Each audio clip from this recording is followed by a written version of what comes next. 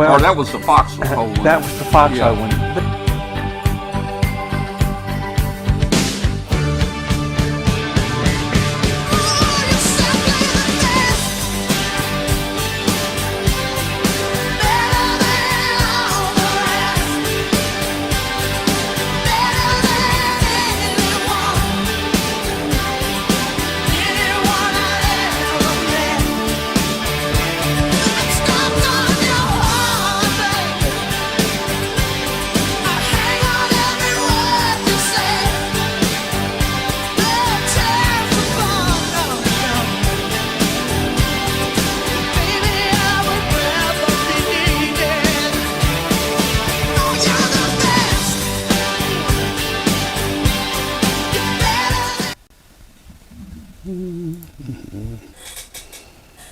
Hello, everyone, and welcome to the Amateur Radio Roundtable. I'm Katie, WY7YL, here with my cadre of co-hosts.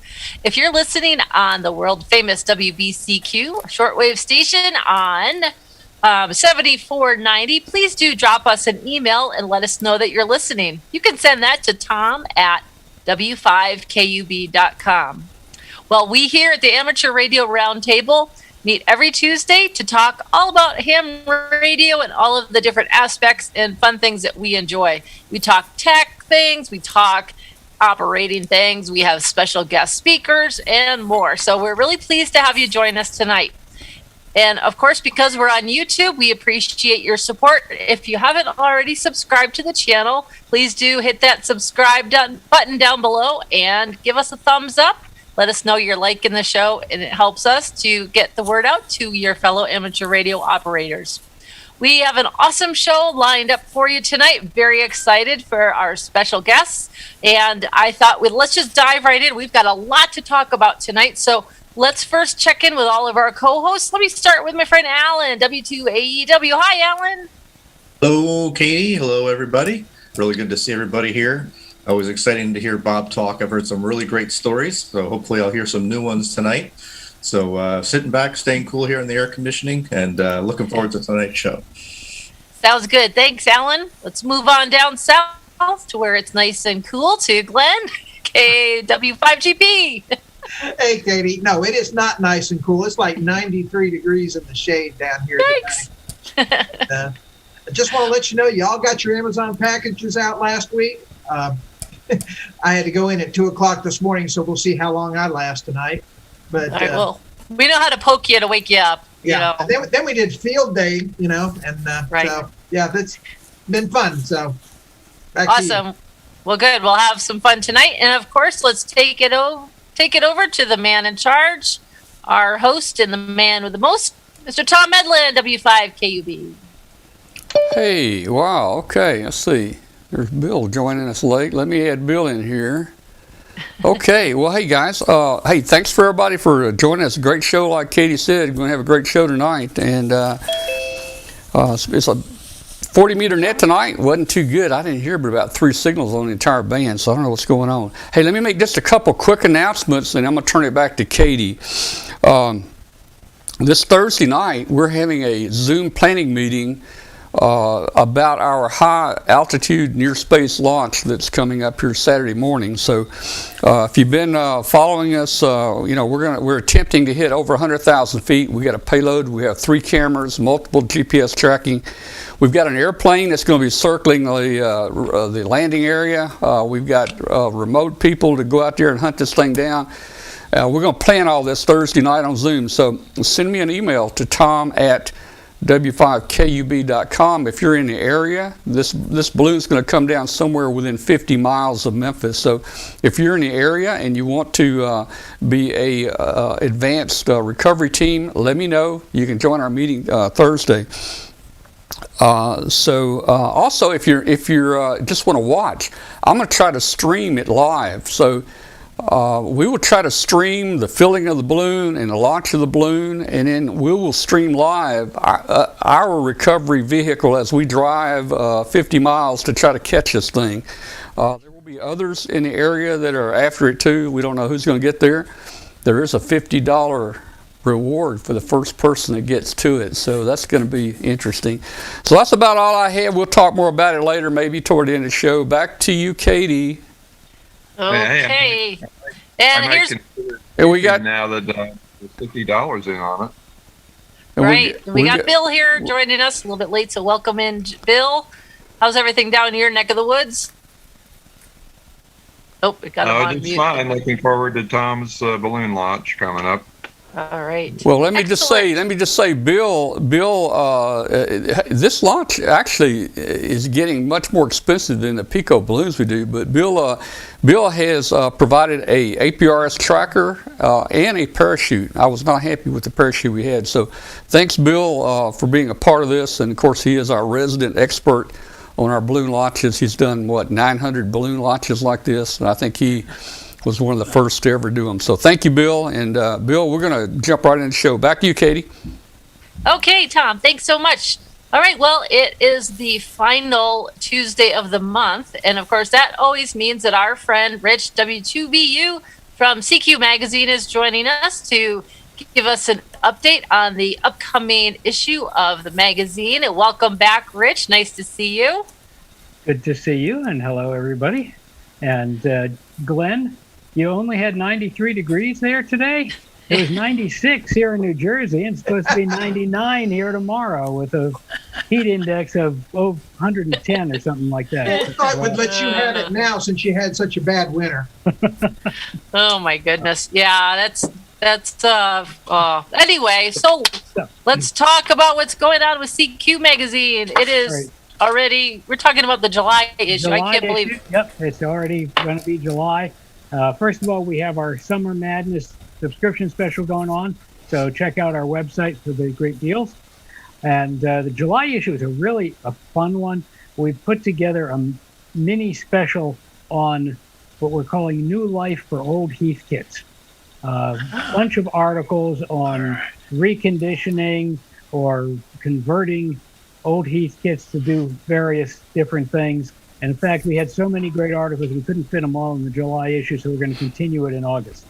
The issue starts out with a news bite story about our own DX editor, Bob Schenk, N2OO, who was involved in basically the middle of a story on Novo and PBS about a new film about the crash of the Hindenburg that has been in his family ever since that happened. His uncle shot the film, and apparently the investigators at the time weren't interested in it, but there's new interest, and it's showing new angles. So it's really, really cool story.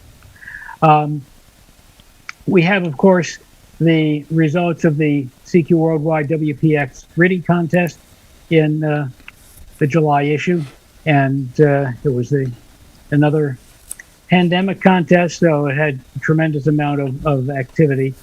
And then we get into our Heathkit mini special. We start out with the K9 ARZ's article called 3 Gifts from Heathkit. No, he actually did buy the radios, but how he writes about how they gave him various gifts of operating and experience and things like that. Very great article. Then N8RG has an article on restoring the original Heathkit. I wonder how many of you know what that is. The K1 AM all-wave receiver. It was the first electronic kit put out by Heathkit. And he picked one up somewhere or other that was in horrible shape. And one of the really cool things about this article is applying 21st century technology to restoring it, and basically rebuilt the front panel with high definition photography and a company that etches that prints photos on aluminum. Very, very fascinating story. John Thompson, K3MD, writes about restoring a Heathkit DX60 transmitter, one of the classic Heathkits. And then we move off of Heathkits to a story by KB0VKS called A Dummy Load for Power Supplies. We all have dummy loads for our antennas. And this is a dummy load for power supplies. you pick up a power supply at a flea market or online, and how do you know that it's operating correctly and doing what it's supposed to do? Well, announced late May, what would have been Dayton time, and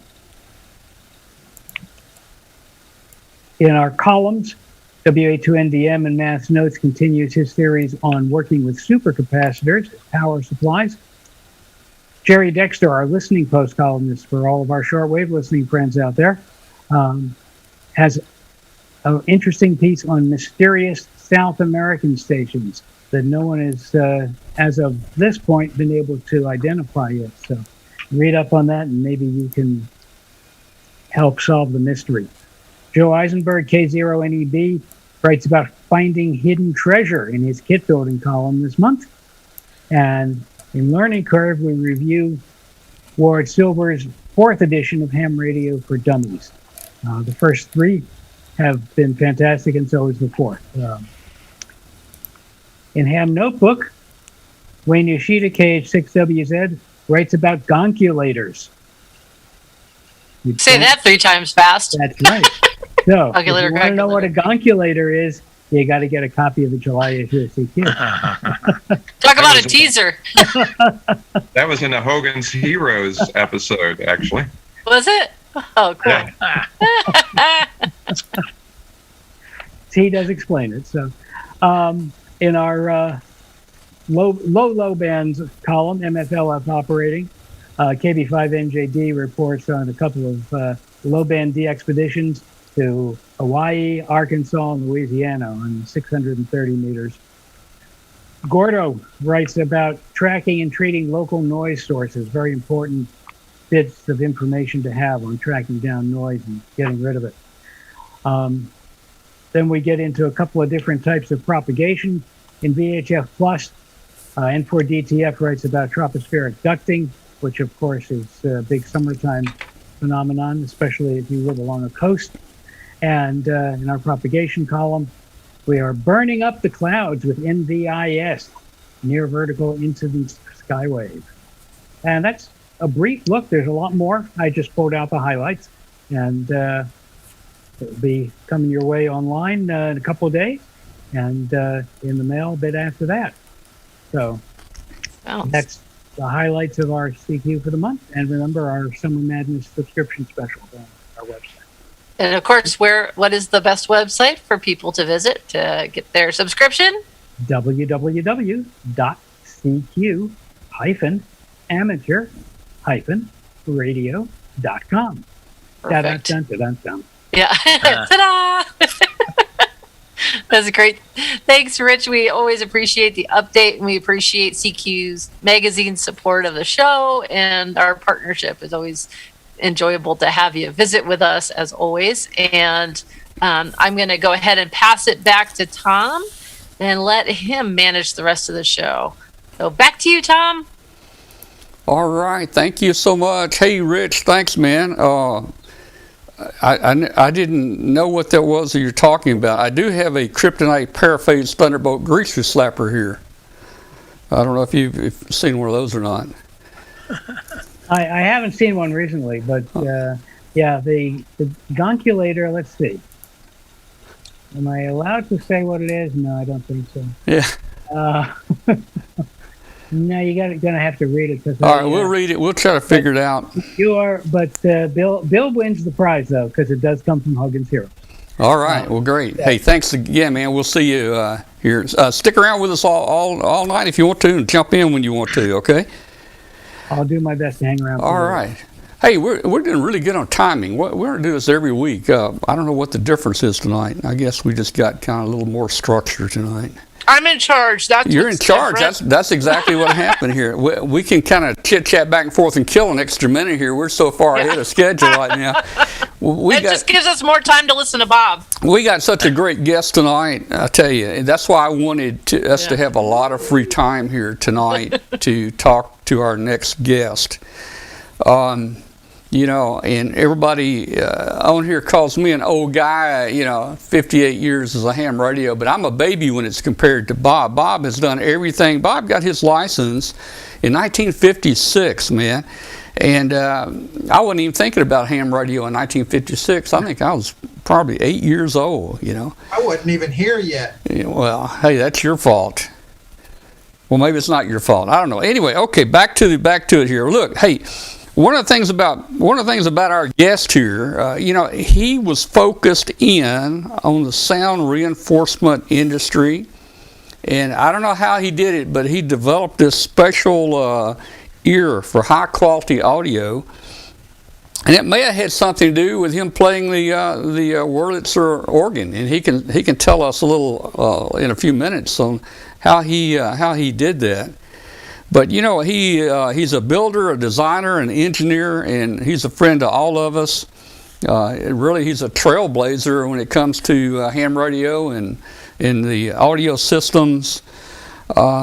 And I don't know how he got away with some of the stuff we're going to talk about. His mom and dad probably went on vacation one week and left him at home. And he put up a 128 element 2-meter Yagi array. Now, I don't know how you can get away with that. But he did that. That's an accomplishment right there. He was one of the first people, I think, to operate a kilowatt on VHF, on sideband. He's got a lot of gear. We'll probably talk about some of the old gear and how it's been all refurbished and still working today. His company is Heil Sound. I'm glad you changed the name to Heil Sound, Bob. And you can tell us who helped you change that name or suggested that later. But Bob has traveled with major rock and roll bands, and the James Gang, Grateful Dead, The Who, ZZ Top, Peter Frampton, just to name a few. I don't know how he did it, and it's still around, man. So I'll tell you what, Heil Sound is the only manufacturer that's in the Rock and Roll Hall of Fame. So I want to go ahead and introduce and bring in our friend who has supported this. Let me say one thing before I bring Bob in. We started webcasting about 20 years ago, and we would go over and talk with Bob and interview Bob, and we would use a cheap $2 computer microphone. And Bob gave us a Heil PR35 microphone, and that kind of kicked off the quality on our show, and we've done a lot more for quality since then. But one of the things I'm a little unhappy with, Bob, when I asked you who uses this microphone, I think you always say Charlie Daniels and Carrie Underwood. But I wish when you would tell that story, you'd also put Tom Medlin on the end of that. Charlie Daniels, Carrie Underwood, Tom Medlin. So, hey, Bob, Dr. Bob Heil, everybody. How you doing, Bob? Oh, I'm doing great. It's really great to be here. We're covered up these days, but I thought, you know what? I need to get back in the trenches here, because since actually February of 2020, when the pandemic started, I did a couple of club meetings via Zoom, and they were very successful. A lot of guys came to me and come to our club. Well, I did one just a couple of days ago, and it was number 219 since February of 2020. Most of them last at least an hour and a half. We've had some last up to 2.5 hours, because the question and answer period gets really good. But I'm just fascinated by ham radio, and I always think we need more information passed, and some of it's not happening. So maybe that'd be something we should do. And that's why we started Ham Nation some years back, when Leo Laporte asked me if I could do a show, and I didn't know. My first guest, I figured, was going to last, 2 of them. So I called on my good friend Joe, and Walsh and I did the first one, and it was pretty novice, let me tell you. But the second one, I pulled in the most notable ham in the whole country, and that's Gordon West, and we went crazy from there. But after all those years, we they changed platform, and I thought, I better keep up doing what I was doing, because I was doing these club meetings, which I still do.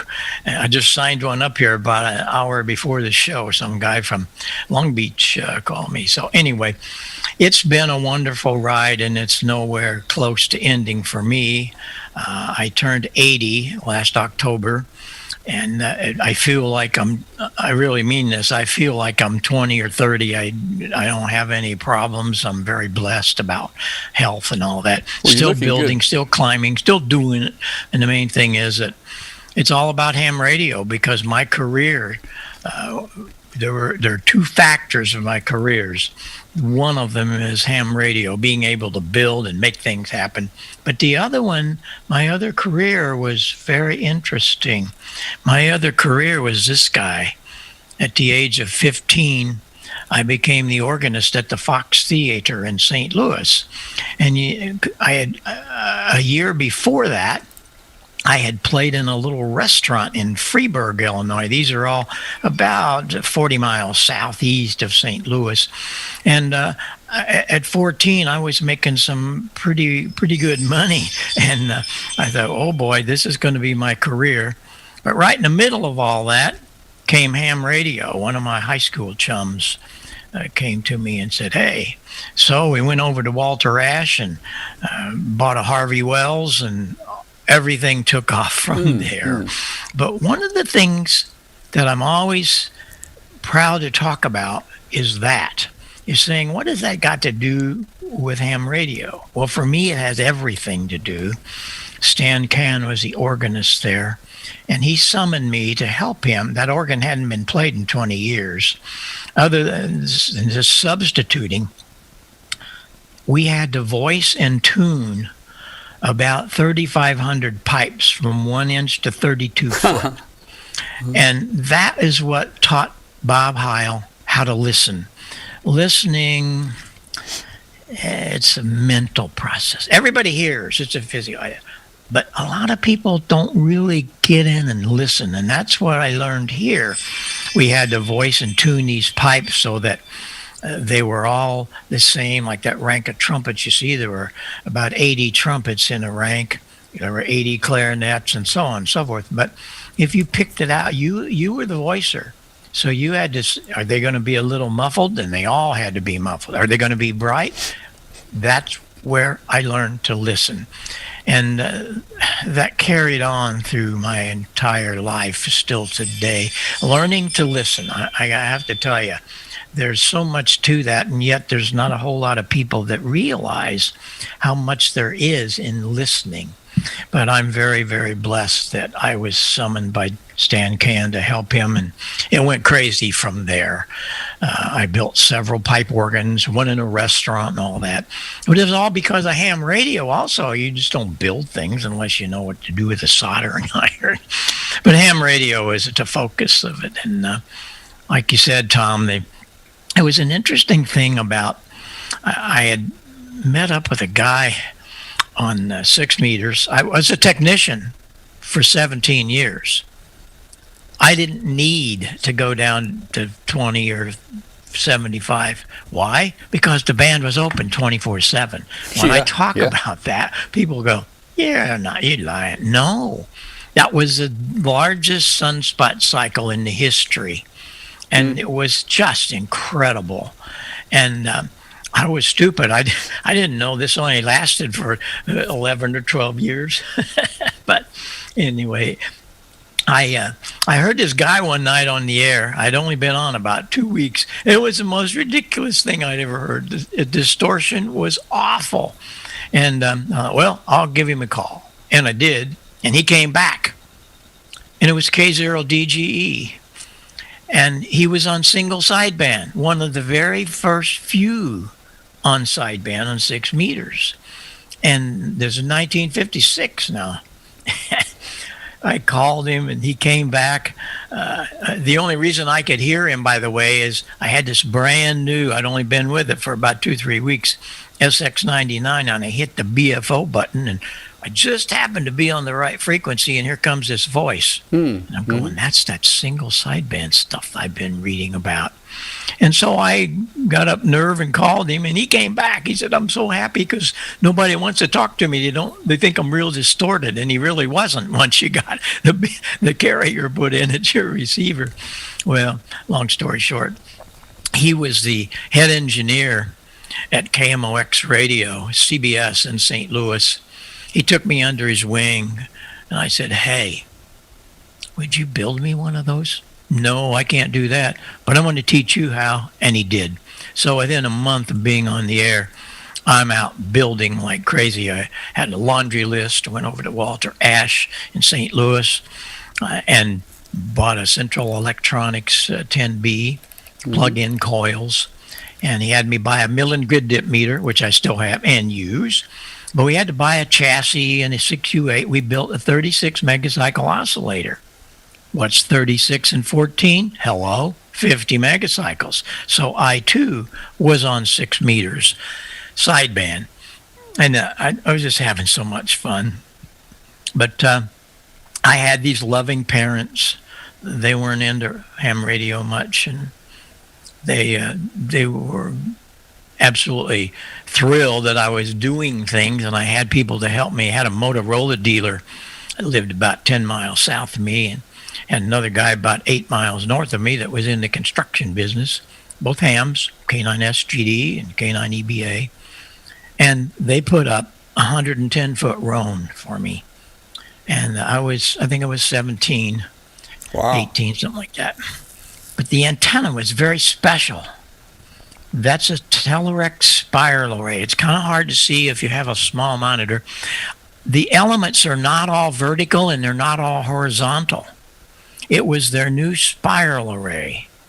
And it was really a thing that they were experimenting with, in that when a signal leaves your antenna, you figure, oh, well, there it goes.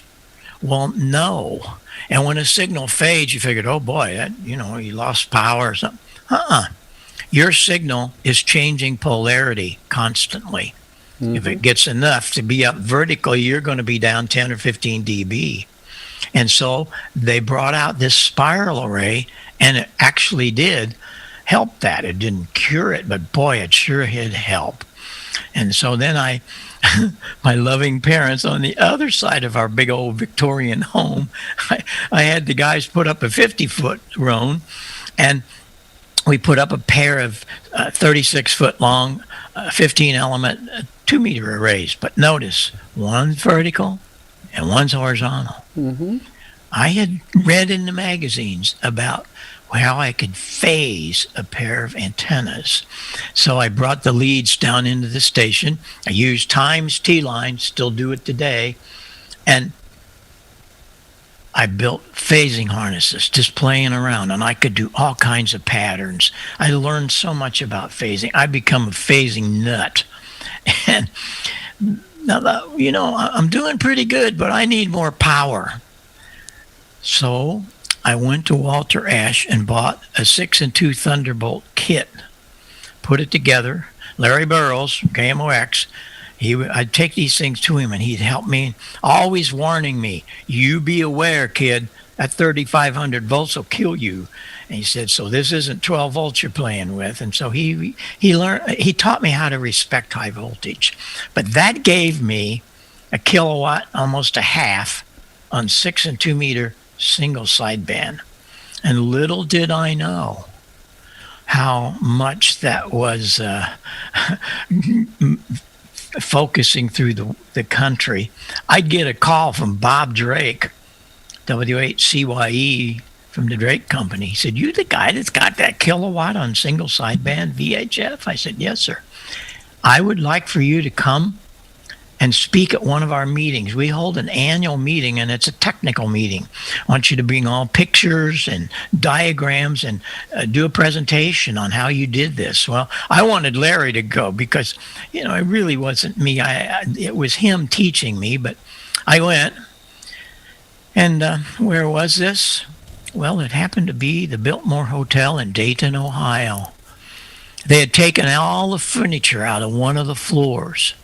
And they had the Collins room, the Hallicrafter room.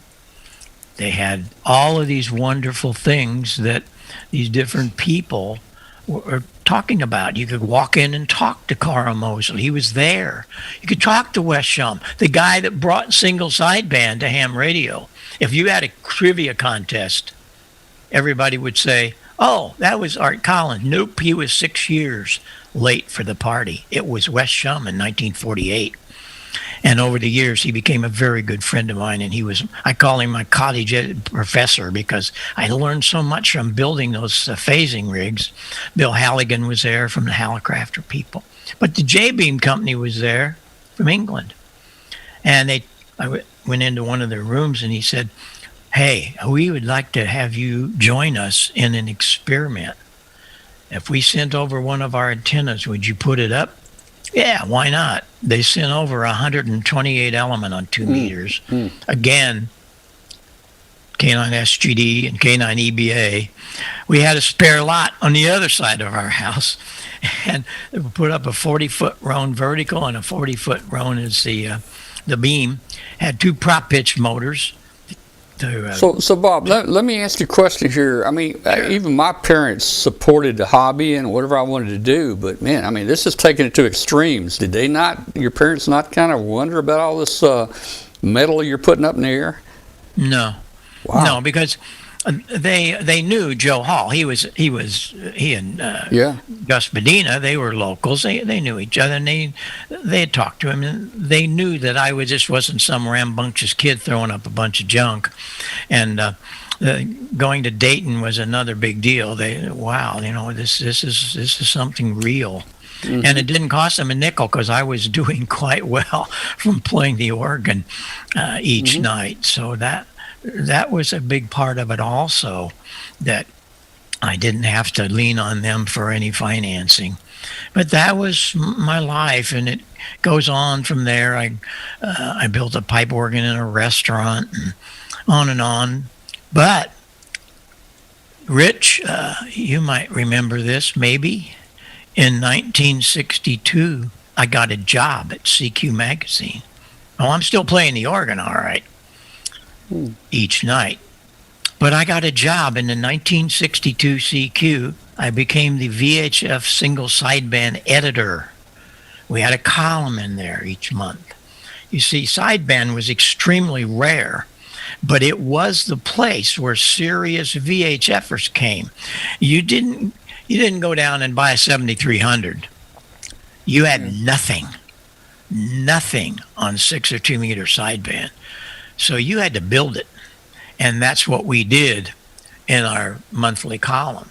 Had all kinds of diagrams, and we shared our things. And it was a place that we all learned. It was wonderful.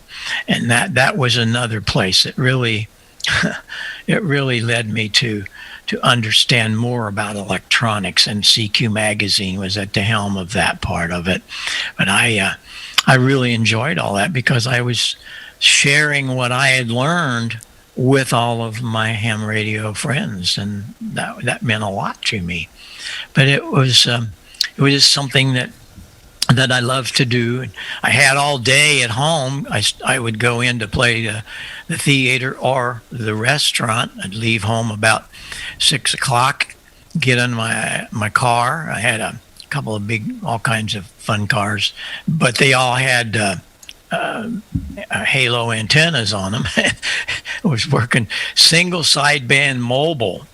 Mm-hmm. I had taken a Swan, a 240 Swan. They had sent this to the magazine to review, which they did. But then, I don't know the particulars of who it was, but anyway, whoever it was at CQ, I asked them, hey, what do you do with that stuff when you finish? Well, either send it back or give it. Would you mind giving it to me? So they sent it to me, and what did I do with it? It was a Swan 240, brand new. Well, I converted it to 6 meter sideband. And I was on the road for an hour a night going and an hour coming home. So I was kind of the beacon around St. Louis. And with the band being open as much as it was, we would work a lot of DX and stuff with it. So those were all just fun things that ham radio brought to me, and I share it with everyone because we're a whole different breed, ham radio operators. We learn to do things on our own, but then we share it with people, and that's really a big deal. But there's so much, and I don't know so much to my story, but that's the good part of it, where ham radio was at the forefront of everything I do today. I wouldn't dare have anything happening if it wasn't for that. But then in 1966, I quit playing. I'd been doing that for 12 years, 6 nights a week. And I opened a little music shop to sell Hammond organs. I hardly knew. Now, I know people think I'm lying. They think I'm making this up. In 1966, I hardly knew who the Beatles were. And you're going to say, are you crazy? No. Everything I listened to was Jesse Crawford, George Wright, Lynn Larson, all of these great theater organists. So I listened to, and I'd listen to some music, but I didn't really pay attention. And I opened this little store in my hometown, and I started selling Hammond organs. I'd tear them apart and make all custom ones. And then the groups were starting to buy them from me, but they were heavy. Those darn things weigh 300 pounds. So I took some of them and cut them in half and took all the wood out and just had the metal case, and they were 100 pounds less. Well, a few people found out there was the guy with a soldering iron in Marissa, Illinois, and working with local bands. That's what started that part of my life, and we could be here for 2 years talking about that. But it was ham radio. I'll never forget. Dyed-in-the-wool Hammond organ dealer. I didn't have any kind of guitars or anything. I didn't know about them. This kid came in one day, and he had this box, and he said, "You fix things here?" And I said, "Yes, sir." "Well, I got this amplifier." "Okay, what is that?" He says, "A guitar amp." It's the first guitar amp I had ever seen. That's 1966 now. Turned it upside down. I figured he probably made it go to 12 and it only went to 10, and he blew it up. Yeah. Turn it upside down. What did it have in it? A pair of 6L6s and a 5U4. Mm-hmm. Wait a minute. That's the modulator in my beloved Harvey Wells. I knew the circuit well. So I didn't need a schematic. I didn't need anything. But, hams, we don't throw anything away. Yep. I had a junk box, and I had a pair of 6L6s. I had a 5U4. And, of course, you're going to need the screen resistors, because if you wipe out those finals, the screen resistors are not going to be good. I had that back together in about 20, 30 minutes. He was amazed. He said, "You didn't even have one of them schematic things." No, I didn't have one of those schematic things. Well, it all hit the pavement. People like, these are young kids now. They were still in high school. Michael McDonald, RAO Speedwagon, they weren't known by that. They were just guys in high school up around Champaign. But the word got out that there was this kid with a soldering iron and fixer stuff. And I very quickly learned who the Beatles were and who everybody else was, because it was very evident that they needed help. Because I started renting Hammond organs to the arenas and the venues around St. Louis for just local bands. But the PAs were terrible. They were dated back to the 20s, to the 30s and 40s. So they were just little columns. Well, I was very aggressive on that. And I started building some rather large things for them. JBL speakers, had fiberglass horns. You can't see some of that. That was a bad picture, but what did I know? Little did I know I was going to use it later on, the picture. Anyway, that started a big deal. But the only problem with it, it had plenty of power. It's using Macintosh amps. which really excited a lot of people. I didn't know. Hey, that was a good amp, so why not? So we buy a bunch of Macintoshes. So it was a very clean, loud sound. But what do you do about a mixer? In 1966, 67, that was it. I mean, this was the Rolls Royce. And I mixed Jimi Hendrix, Janis Joplin, all kinds of others in the 19,000 seat Kiel Auditorium with that mixer and that PA you saw. Well, the Fox Theater called me and said, hey, you need to come up here. We're taking our PA out. This was put in 1930s, and we're putting in a new one, but they're big cabinets. You might want them. Well, yeah. Hams don't throw anything away. Mm-hmm. Well, they were front load Olsen bins, folded horns, all kinds of stuff. I'm going, yeah, we put JBL speakers in them.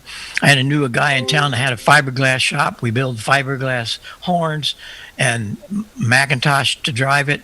Oh, buddy. And I did Jimi Hendrix on his second return, and Noel Redding used one of my 30-inch woofers.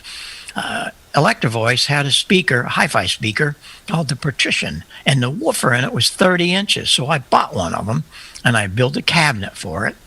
And it was a great promo for my ye old music shop, let me tell you. And Noel, along with several others, he rented it on tour. I didn't go with him on that, but they took it. The thing went around the world for a while. But it was just so much fun because I got to work with people like Dolly Parton when she was 24 or so, little Jimmy Dickens and Buck Owens, and all these kind of country guys and gals would come up and do a show once a month in St. Louis and use my PA. But I knew I had to do something. I really did have to do something because that mixer was terrible. It never even had any EQ. It just had 4 or 5 channels. That's all you mixed. I got to tell you a funny story about that. When I did that Jimi Hendrix show, we mixed right up in front of the stage. Didn't have what we call snakes and multi-chords, and put the mixers in the back of the hall. I was right there. I could reach out that far and touch his shoes and everybody else. Well, I didn't know kind of what Jimmy did, other than I knew he was really loud. And I also learned he really could play the guitar big time. But one of his deals, some of you might know this, what's coming.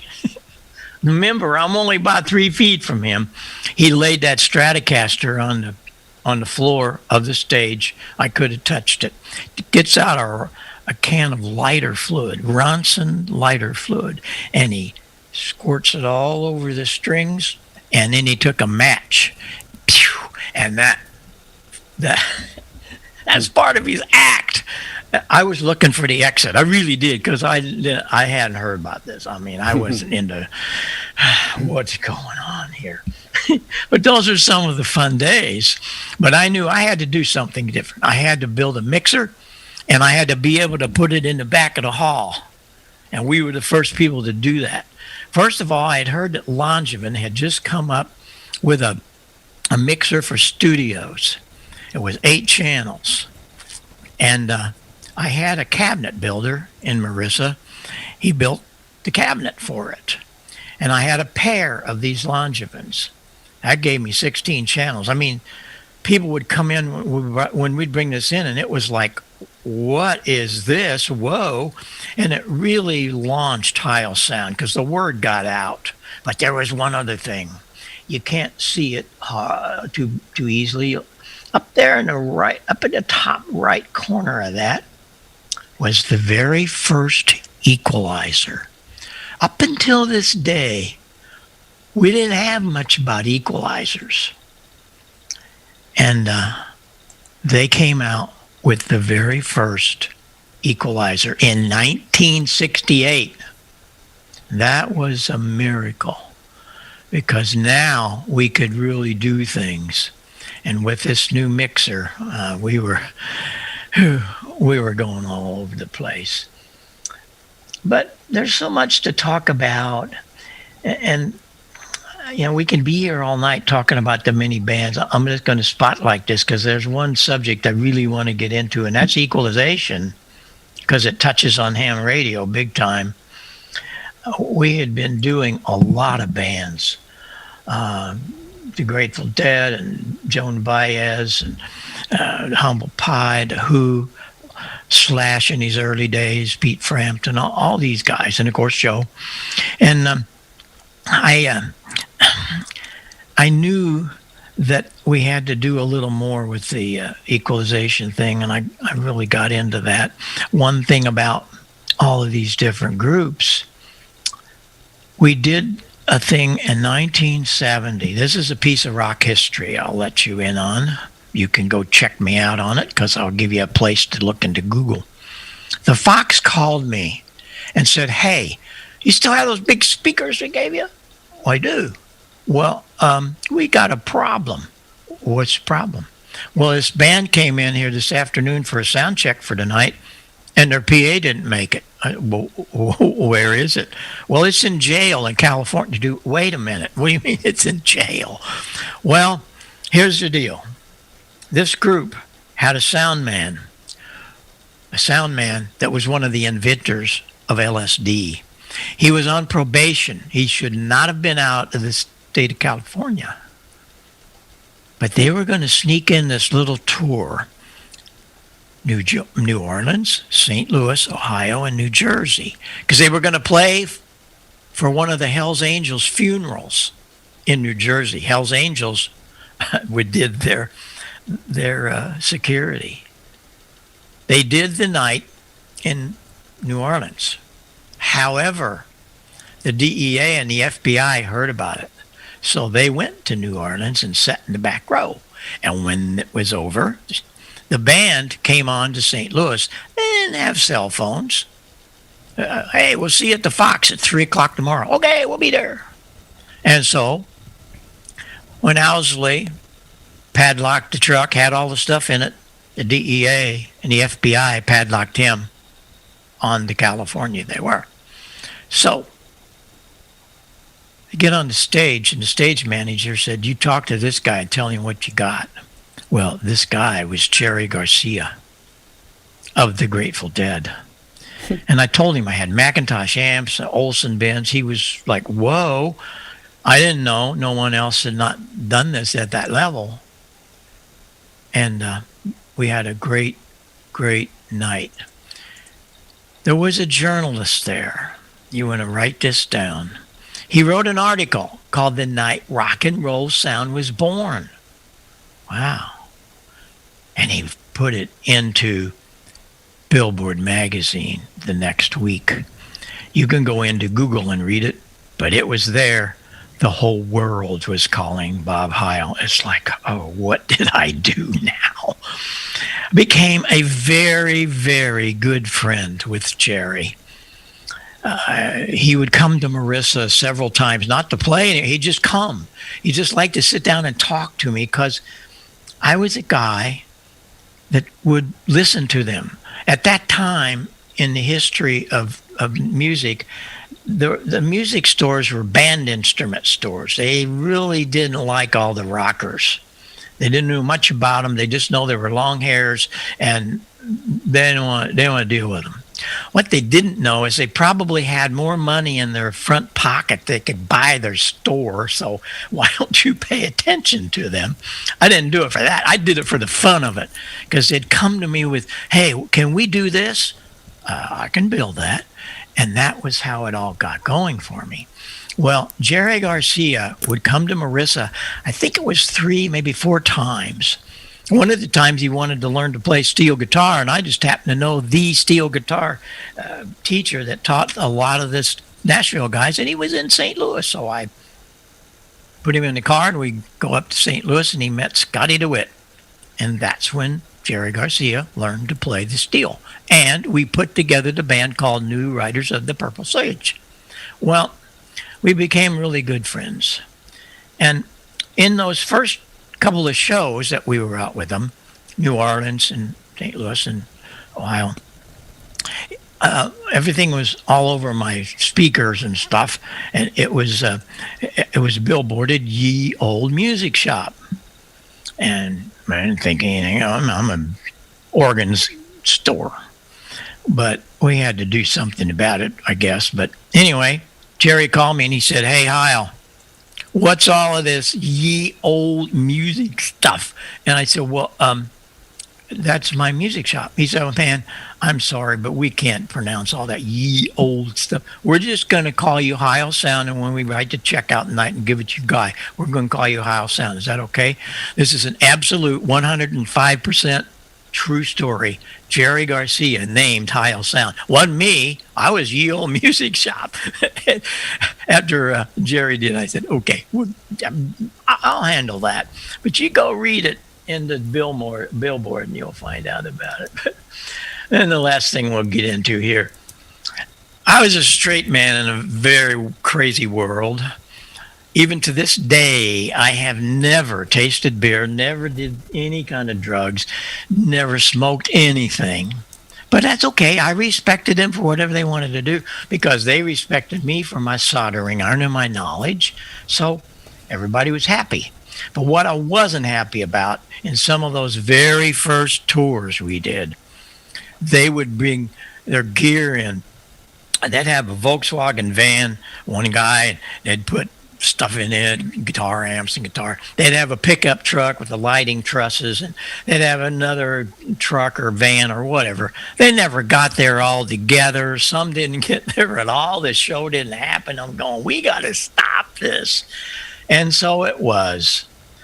We were the first people to do anything about that. I leased a 40-foot semi and a licensed driver. I bought an old Greyhound bus, and I had a mechanic I knew of mine that worked up at Scott Air Force Base, which is right down the road from us here. They redid the diesel and all the drivetrain. We built 11 beds in it so we could sleep some of the road crew. We were the first guys. When you talk about touring, that was it. When I did, before Carrie Underwood shut down, we did all her stuff for many, many years. The last show we did with them had, ready for this, 16 55-foot semis and 9 Prevost buses. It was just a little bit more than what I started with, but we got the baby rolling, that was for sure. And one of the last band, I told you about the Who. That's another whole night story. We had to fly all the gear out to Boston, and we did that. Just crazy stuff. But a manager called me one day, and he said, "I got this group, and they're really loud. We're coming on tour, and we need your loud PA. You think you can do it?" I think I can. We'd just done the Who, and it was pretty loud. Well, I did the Who, though, for 6 years. But this was their first job in the first tour. Who was it? Nobody ever guesses it. It's ZZ Top without beards. I told you they were young. And we're still with them, still doing their microphones, still having fun. But this was all just great stuff. And Pete Townsend and I became really, really good friends. There's a whole stories about that. But, you know, this goes on forever, and I yacked enough about all that. But one thing that we did do is Pete wanted to do a quad mix for his Quadrophenia, which wanted to know if I could build a PA that we could move Roger's voice around the hall, but we needed a quad mixer, not just 2 channels, but 4. And then we had to have a PA. Yeah, we can do that.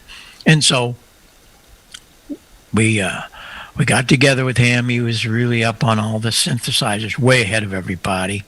And one of our sister companies, IES in England, and his Bill Hoff was their engineer. We put together the first and only quad mixer, and we were able to really make that play. One of those is in the Rock and Roll Hall of Fame, and we're very honored by all of that because we're on a large company. But they said, yeah, but it's all of the things you do, and I never thought about it. We were the first people to build modular power amps, a 400 watt and a 200 watt, built hundreds and hundreds of them. But when you bought it, you got an anvil case with a spare module for the power amp and a spare module for the mixer. Had a Phillips screwdriver in case you spare fuses, and it had a quarter. Yeah, a quarter. Now you're going to say, what was that for? Well, these guys running around the country sometimes, if something broke down, they would put the bad module in there. It took them 5 minutes to change it, and then they would lock that up, go to a telephone, drop in the quarter, call me, and put that on a Greyhound bus. That's what the quarter was for. You think I'm kidding you, but I mean, that was a big deal. Because when they're all shook up because everything blew up, anybody got a quarter, anybody got a quarter. No, here we go. But, we went crazy. My brother-in-law ran the wood shop. We were building a lot of cabinets, of course, hundreds and hundreds of them every month. He built the 5,000 square foot building beside our 7,000 square. We were at our own fiberglass shop, and a lot of people building things and doing stuff. And it was wonderful. I was really, really happy with it all turned out. We had 35 people building all these many things. And we really were the rock and roll capital of the country, Marissa, Illinois, 2,000 people. It was nuts. Doing a lot of festivals. But we wrote the book. A lot of guys would come to me, how'd you learn all this on ham radio? No, how'd you learn ham radio? No, you don't understand. I said, well, maybe you don't understand. That's how I learned it. I barely got out of high school. I already had 2 careers going. And I wrote a lot. And I don't know how many tens of thousands of that book started a lot of people with their live sound stuff.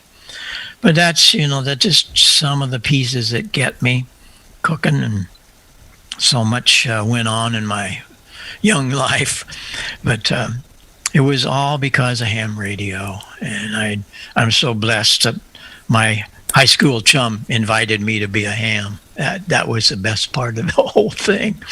And we're still cooking, still doing it. And so many other little turns. We were a major factor in the satellite business. We were one of the test team for the DirecTV. And we did a lot of home theater. We're not talking about little $300 rooms. We're talking about home theater rooms that were $300,000 and $400,000. High def projectors in 1986. Think about it. Macintosh amps and all that. It was just way beyond what I could think about in those days.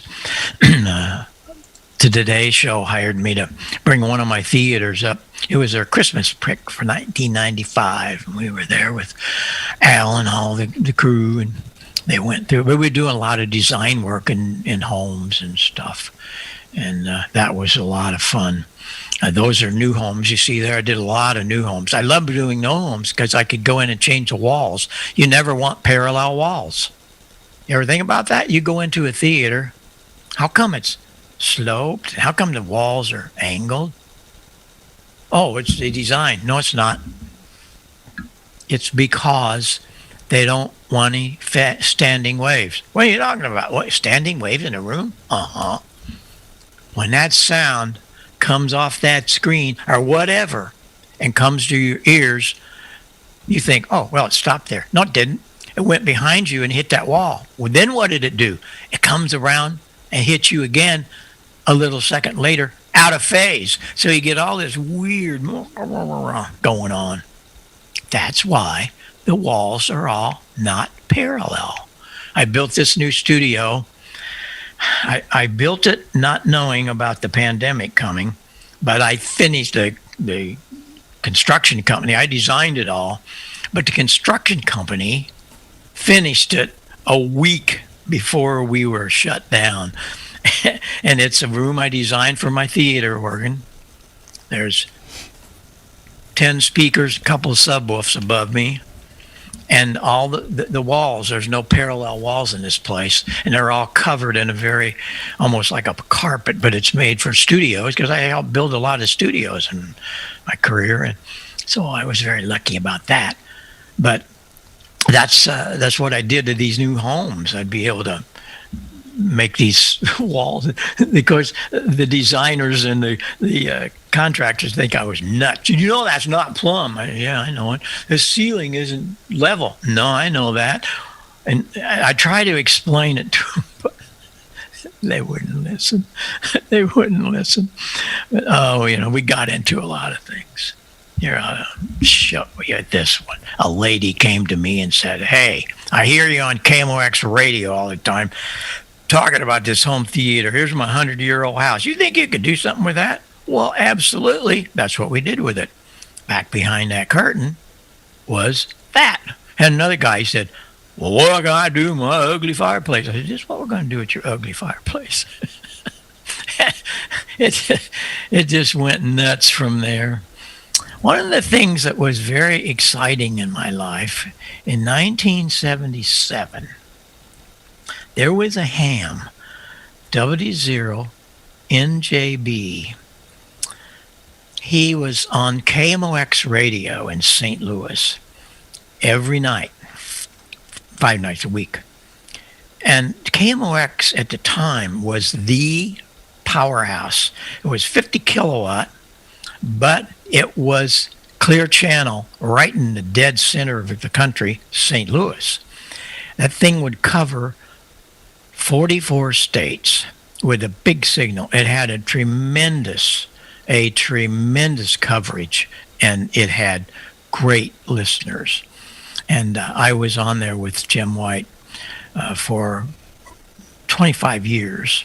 And every night we'd get on and talk about all kinds of things, but we also talked about ham radio. And it was really fun. And that's where we could talk a lot about things. And we were telling everybody, it's going to be here. You're going to have a little 2-foot dish. That was 5 years before it was even talked about. Well, I was on the test team then for the Hubbard family. The Hubbard family they were the first company, the first people, their whole family in Minneapolis. You want to do a show some night, do a show in the Hubbard family. Amazing. Anyway, their grandson bought the first K-band license. That means 12 gigs when everybody else was down here at 4 gigs, right? And it could be smaller. And so they could make a little dish. And I was on the test team. They sent me one in 1991. Years before it was reality. And we did a lot of tests with it. Of course, I was on KMOX every week talking about it's coming.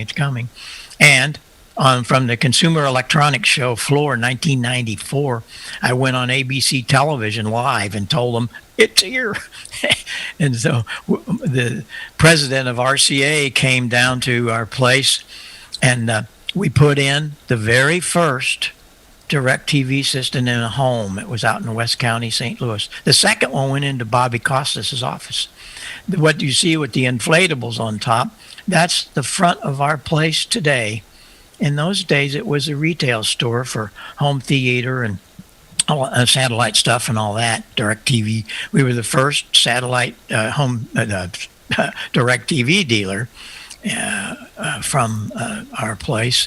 We worked with Ray Dolby, introducing his ProLogic in some of our monster theaters. And this was a good friend of mine, Tomlinson Holman. He helped me when we had that console from Langevin.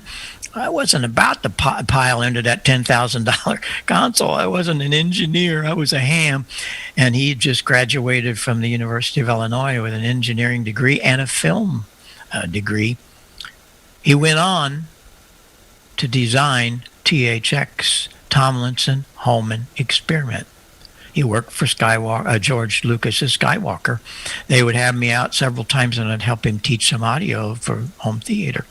So, this just, you can't make this stuff up. And it just kept coming in my life. But one day, it came to a big halt. I got the phone call. And the phone call came from Paul Klipsch. Paul Klipsch was the father of the folded horn. In 1940, probably I was 48 or 9, he was the real mover and shaker for the hi-fi movement. And he called me one day and said, "You the guy that's got that 10,000 watt PA?" And I said, "Yes, sir."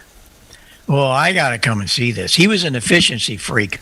I want to tell you, and I say that nicely, he could take 1 watt and do 110 dB at 3 feet. It was amazing. His speakers were so efficient. His speakers that they put in the box, it was just unbelievable.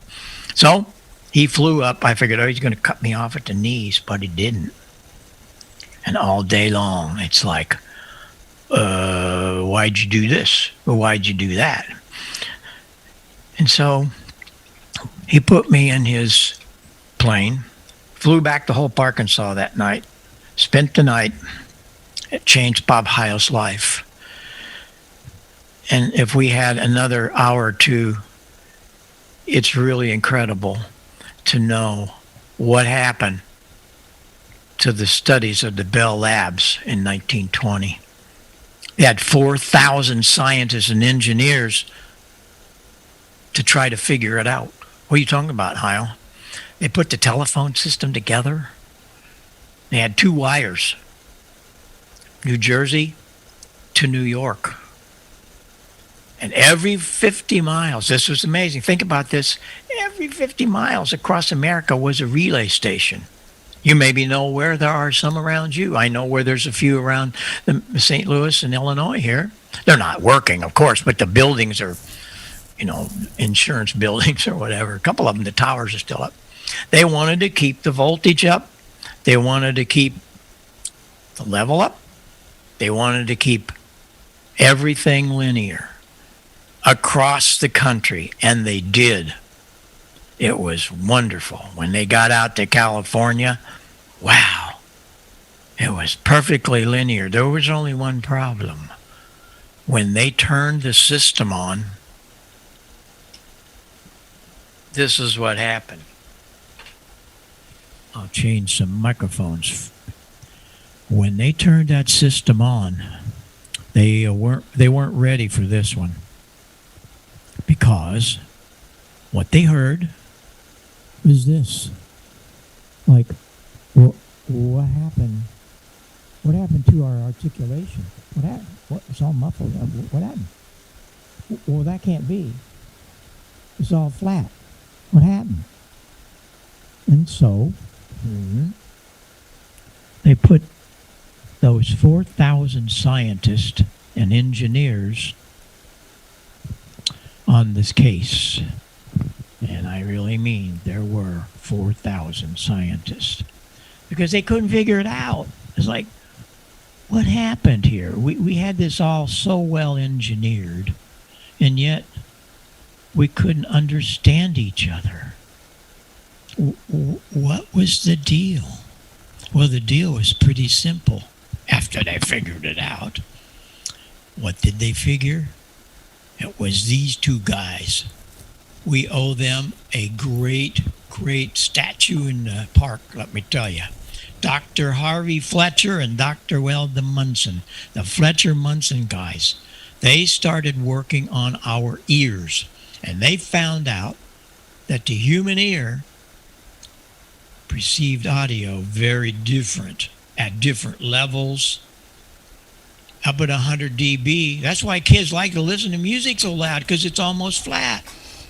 Hey, Bob. Yeah. Can you go back to your other mic? Your quality is not as good as it was a minute ago. Yeah. Well, that's what I'm trying to show. Yeah. Hang on. We're having a little trouble hearing you, actually. So okay. There you go. There. Better? There you go. He just needs to turn it up loud. Yeah. Well, no. Here's the deal.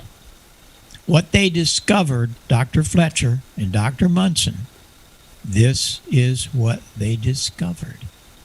The human speech needs a rise at 2.5K. If you don't have that, this is what you got. There it is, flat. And so there are a lot of people say, oh, well, I don't need no EQ, I'll get out of here. I don't need no EQ. Yeah? Okay. You like it without? Let me put some 2.5 back in, which the 4,000 scientists told us. And when you do that, oh my, now it's very, very articulate. And that is what we learned from the scientist. But the deal there was that it wasn't happening for many of the different things. I mean, of course, the telephone company, but it took a long time. That now that they discovered, what are we going to do about this? And they had to equalize the telephone system. The word equalizer had not been talked about. It was a whole different thing. And the history of the equalizer became very, very important. But they didn't have it. So what they did, we had 4,000 engineers now, they had to equalize the system using passive networks. It's very simple. This is a passive filter. Audio comes in. The highs will all, 100%, will go through that cap if it's large enough. But they will take the lows in that resistor and it's gone. The only thing left are the highs. And you figure it out. There's an equation down there. If you wanted to work in lows, is what you did for a low pass filter. Comes in there.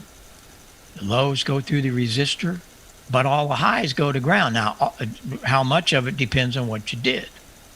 Well, there was another genius. It was a young man, John Volkman. He worked for RCA in the 1920s.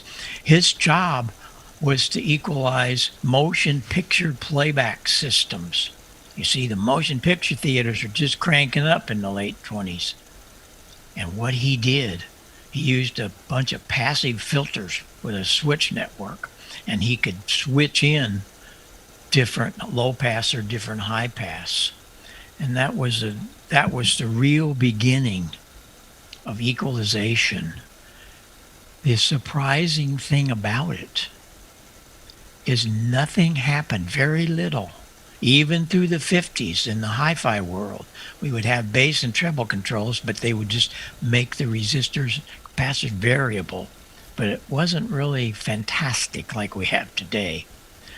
Nothing happened really until 1967, when Langevin once again came to the front, and they built the first production of an equalizer with slide controls.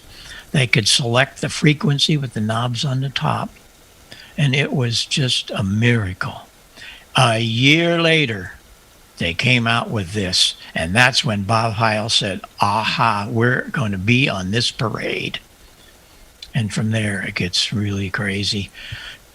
A few years later, Symmetrics came out with this. Every radio station, television station probably in the world have Symmetrics in them. Every one I've ever been in, including mine. It's a 3-band parametric. The bottom picture shows you the 3 bands.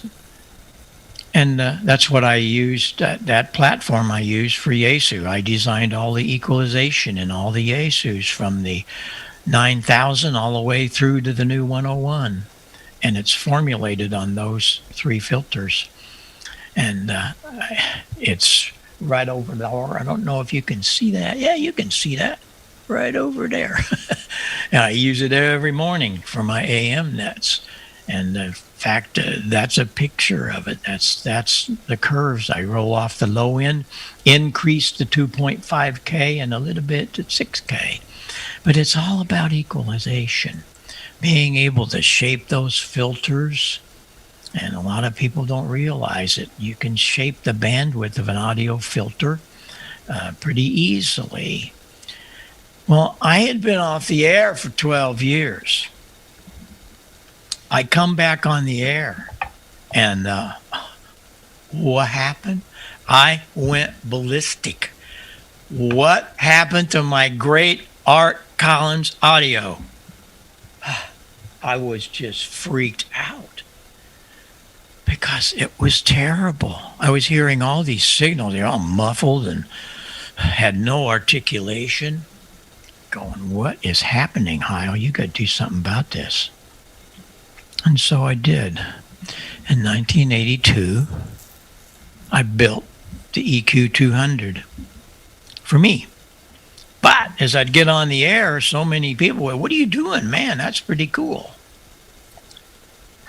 And I never intended for it to build it or whatever. We had closed our plants and everything was calm. But I wrote an article in QST magazine. And this article was a do-it-yourself. Told you how to do it. All the parts list, laid it out. But I put my phone number in there. Or maybe shouldn't have. Yeah, I should have done. I started getting a lot of phone calls. We don't want it. We want you to build this. And so the EQ 200, the first equalizer all in ham radio, happened. And I brought back some of my great solder gals, opened up a little portion of the big plant, and off and running. We were in the amateur radio business. And I didn't know where this was all going. Built a lot of different little things in those days, little bitty mixers, little 3-channel passives and stuff. I get a phone call one day from Dr. Inouye. ICOM Communications, Inouye Communications, sent me a picture of his station. It had one of these, and it had one of my Goldline microphones, and I'm going, oh my. I'm thinking of new radio, and I want to use your EQ 200. And so, everything from the Pro 1, Pro 2, Pro 3, all the way through to the great little, oh, I love it.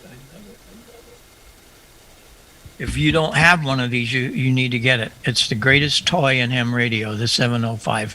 It's a 7300 on steroids. It's got 2-meter D-star, all kinds of stuff. Has my equalizer in it. Everything that the 7300 has. It's wonderful. Why do I have it? Because they want me to build a headset for it. And so I did. And it's out there and happening. While I'm at it, I had never really done a lot with the handy talkie market. And I thought, this would be the time. And so we now have really cool headsets for the Yaesu, the Kenwood, and all of that. You see, I never got into it because handy talkies weren't in my vision at the time. And then it started leaning on me that all of the headsets out there were absolute Chinese junk. I mean, Chinese garbage. I'm going, we got to do something about this. My director of operations said, Heil, why don't you get off your fanny and do something? So we did. Whenever you see this name on something, I'll guarantee you it's far from junk. If I ever see reviews in eHam and it's not right, I can only tell you they have the wrong cartridge, the wrong connector, didn't know exactly how to use it. And so I will write them a nice email, get on the phone with them, and help them. There is absolutely no excuse for my products because this is where I design them. And I'm on the air every day with this stuff. But then I had to get into a lot of other things. He wanted me to build a microphone. Most of these companies do not build their own microphones, and it freaked me out when I found that out. We built the ICM. It's absolutely a miracle for all ICOMs. Really something special. But then Dr. Hasegawa comes to me at Dayton 2 years later, comes into my booth, and he's about this tall.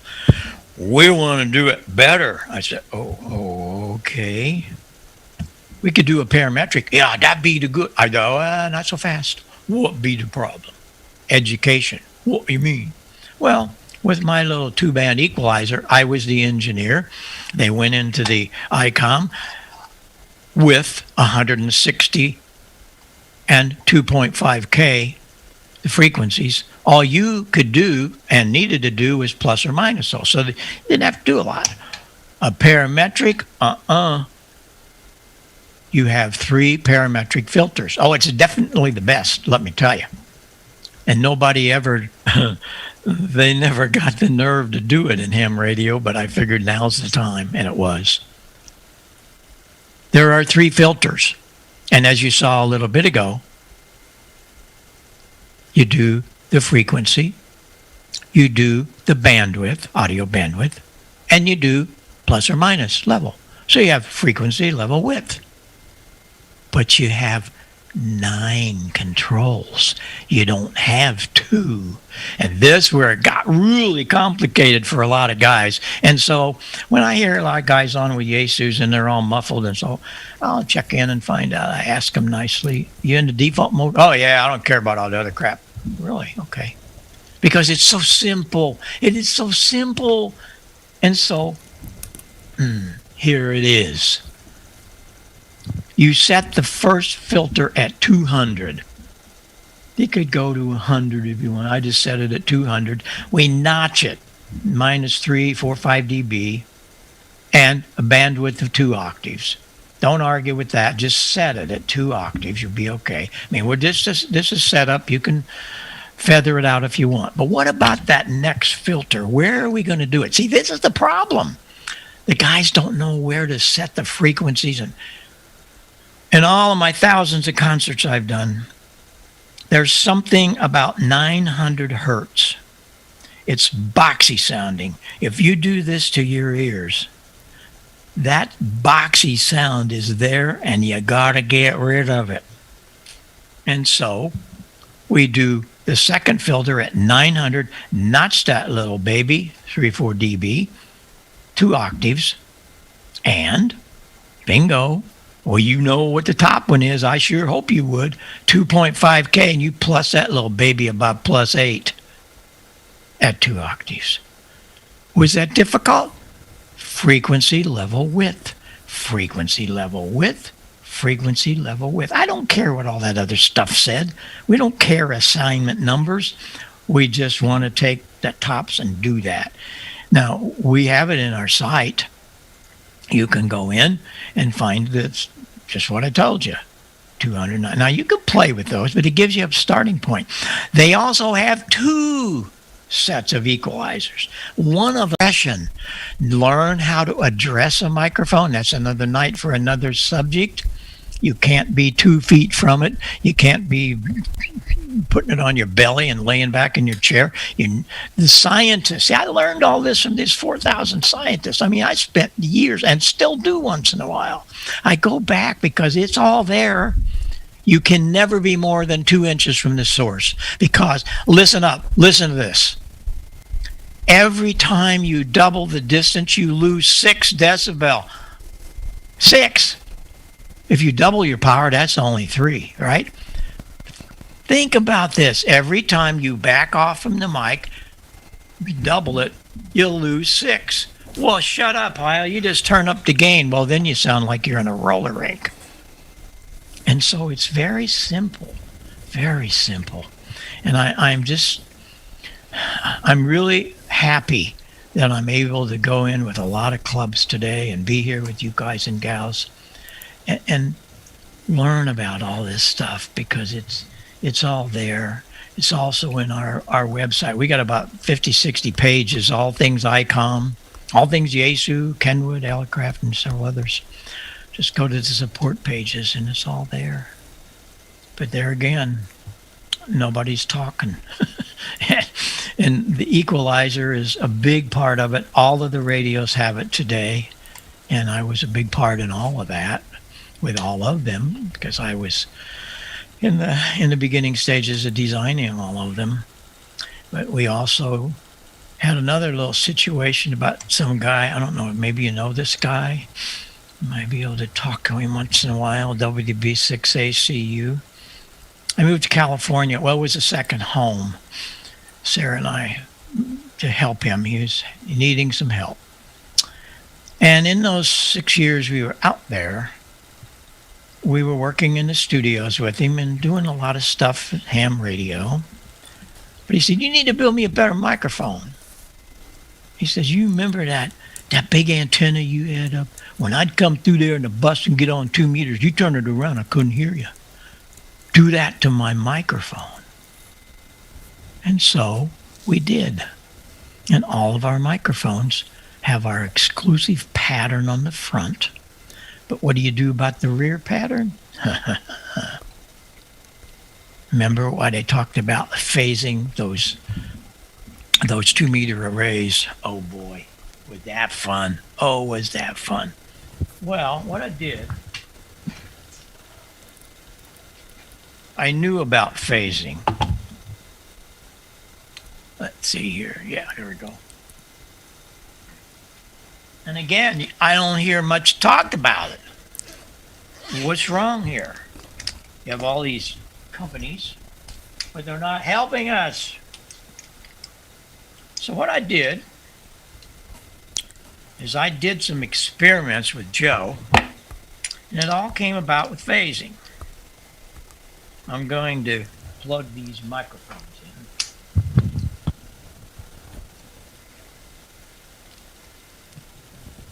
I have a Y cable, and these two microphones are identical. But PR22s, this is a microphone that Paul Rogers of Bad Company asked me to build him. It's very articulate, and you don't have to have a lot of equalization on it. So, they are alike, different colors. I have this magic little plug. Plug it in. And 3:2. And 3 is to 2 and 2 is to 3. It's backwards. It's a Y cable, by the way. So I can do two of them together. Well, hey, they work just fine. What's the big deal, Heil? Because one of them's out of phase. It should sound weird. No, it doesn't. It's out of phase. When I talk into this one in phase, the diaphragm goes down. When I talk into this one out of phase, it comes up. You know what's going to happen when I talk into both of them that's out of phase? Watch the screen and listen. Listen up. Nothing. They cancel. They cancel. Uh-oh. Hello. How many hours do we have? It's my favorite subject. It affects everything we do. Some idiot piles on top of your frequency. You hit a notch filter. What happens? Your receiver takes him out of phase, and he's gone. You plug up this other microphone.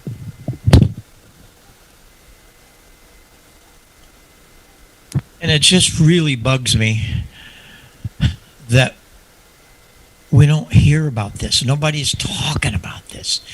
And I love to share this science of this whole hobby, and this is a big part of it. But then Joe said, what are you going to do about that rear stuff? Well, you just learned what you can do with phasing. And I said, you know what? I can do that. And so the PR40 became real. First of all, it's the only microphone that has a large diaphragm. It's inch and 3/8. Everything else, RA20s or whatever, they have a little, and Shure has a little 3/4 inch, maybe an inch. None of them can do that. And how I know that is when I brought the 40 out, the engineer, Bob Schuline, I'll name him, he was a good friend. I worked with him for a long time, years back at Shure. He was retired. He came by and said, how'd you do that, Heil? We tried to do that and failed. Yes, they did with their SM7. What are you talking about? Open it up. It was supposed to be a big diaphragm, and they didn't make it. So what did they do? They took an SM57 and hung it in a shock mount. It's just ridiculous. They fooled you all these years. You thought the SM7 was really it. It looks cool. Here's that front pattern. Look at that. I can go a full 180 and you didn't know I moved. But when I go behind it, it's going to be 40 down. Check it out. Watch the screen and listen. Yep. It's still there, but it's 40 down. No other mic will do that. How did you do that, Heil? I did it with phasing. It was so simple, really. First of all, every microphone out there except ours, they have 4 little holes, little 1/8-inch holes. 3 o'clock, 6 o'clock, 9 o'clock. That's the only entrance for rear rejection. Well, that's not enough. So I built this, what I call signal collection tube, and we set that large diaphragm up there with a little shock mount, and the whole bottom of the element's open, not there's 3 little holes. And so I have 360 degrees coming into the bottom of the element, which is out of phase. And that's how we get that. And I'm really so proud of this thing, because we're just, I see so many artists using it. The biggie was when Sirius Radio came to me and tossed their RE20s and bought 250 PR40s. Even Sheldon Cooper's got one. Hey, Sheldon does a podcast for us, and he wants a special one, so I built him a gold and black one. We have a custom shop. We can do anything. And of course, you guys all know we did the microphones for Tim, and I was part of that whole scene when it started with John. Came to me and he said, "Hey, I'm a ham. We could write that into this new show. Can you help us?" I called Ray Novak, and hey, yeah, Ray and I put this all together, Comet Antennas, and a whole bunch of people, MFJ got involved. It was fun. It was really fun. But so many of these entertainers have figured out that we're just more than a ham radio thing. Oh, I want to do one more thing here before I shut up. I've gone way too long, Tom. I'm sorry. Once I get talking, there's just so much to learn. How does phasing work? How did Westsham get rid of the carrier? How did he do that? How did he get rid of the other sideband? I told you how the notch, all because of phasing. The Yagi antenna. How's the Yagi work? You know? You got to think about this. This is serious stuff. Dr. Yagi had no modeling and all that. All he had was a field strength meter and a bunch of aluminum. He built a resonant driven element, put it in the middle of a boom, and just started cutting and moving. And all of a sudden, at one particular point forward, wow, he got gain. No batteries needed. Hot dog. Then he went behind with longer, and he got rejection because it was out of phase at that particular point. I got to thinking, a phased array could be in my picture. I always heard about them, but I thought, man, they're going to be really expensive and going to be really hard. No, it wasn't. Put up 2 telephone poles I got from the co-op. They gave them to me. 65 foot high and 65 foot apart. 75 meters. But now notice, there's a remote switch. You can switch it to the left, and that's the driven element. But when you do that, it's also hooked up through that red to the one behind. It's delayed. And so it's out of phase. That is the rear rejection. Or reverse it the other way. Let me tell you, this thing is dynamite. Take a listen. We have just completed the installation of a 75-meter phased array antenna system, consisting of a pair of coaxial dipoles mounted atop a pair of 55-foot telephone poles. We put them in an inverted V fashion, and the poles are 64 foot apart. These are 500 foot from the operating position, fed with RG213. In order to make the antennas directive from east to west, we use a delay line, a 43 foot here on 75 meters that's switched in and out of the driven element, either east or west. The downlead length is 126 foot. We take all of that coax, the downlead length, the 43 foot phasing delay line, and mounted them in a container, one of the plastic container boxes that we actually buried, and just the top of it shows. It's all sealed, so it's waterproof. But that's the way we get to switch all the components from 500 foot using one of the Amatron RCS 8V remote switches. It really works well. Take a listen to how we can get at least 10 to 20 dB difference east to west. Like a lot of people do. Mine's usually 3 inches or so. That's just after you done mow it. And I know, probably, we get a dry day. I'm going to have to lay out there and mow. That's just all there is to it because, if you leave it that high, when it starts growing in it all, it gets looking ragged pretty quick. So it's to that point now, and the system really performs on weak signals. Take a listen as we switch to the direction they're coming from. Also note the preamplifier makes no difference on 75 meters on this signal. The preamp will, of course, make the meter read higher, but in many cases, the preamplifier does not cause the weak signal to be more readable. Check it out. Yeah, well, I see they introduced a big display on it, and I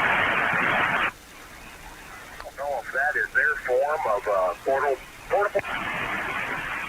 what that is. Your wife hooked up to your computer, and then did you use your handheld to go through it? As you saw and heard, it's pretty amazing what you can do with 2 pieces of wire in the right places. But I really enjoy what you can do with some of that stuff.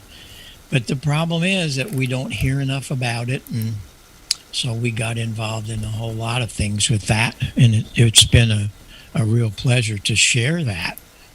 And so we're happy to bring some of this to you.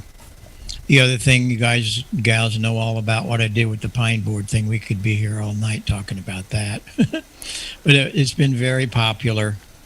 My whole deal when I started it in late 2018, my whole deal was that I wanted people to learn to build. And that was my whole criteria, and it worked.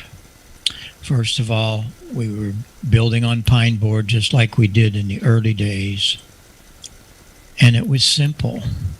One of the things that really got it kicked off, though, was W4IQN. I'll never forget it. The first night or two, I was trying to do a whiteboard and hold the microphone in the right place or get the boom right and get the camera right and trying to draw, and my drawing were terrible anyway. I get an email from Gene, W4IQN. He was a retired graphic artist for General Motors, and he said, I think I can help you. Oh my gosh, did he? His drawings were actually better than the old Heathkit drawings. You just look at those and check them out. My gosh, how good was that? And so I was very, very honored that he came forward and helped me with the drawings. We had over 1,000 people, and they're still building. How do I know that? Is because the Antique Electric Supply Company down in Mesa, Arizona, they put the kits together. You can go there today and buy pine board power supply, pine board equalizer mic preamp, pine board final, and away you go. And it's just great. I use mine quite often. What you see up there is that big dog. That's all of them. Here's just the transmitter, and it's just all fun stuff.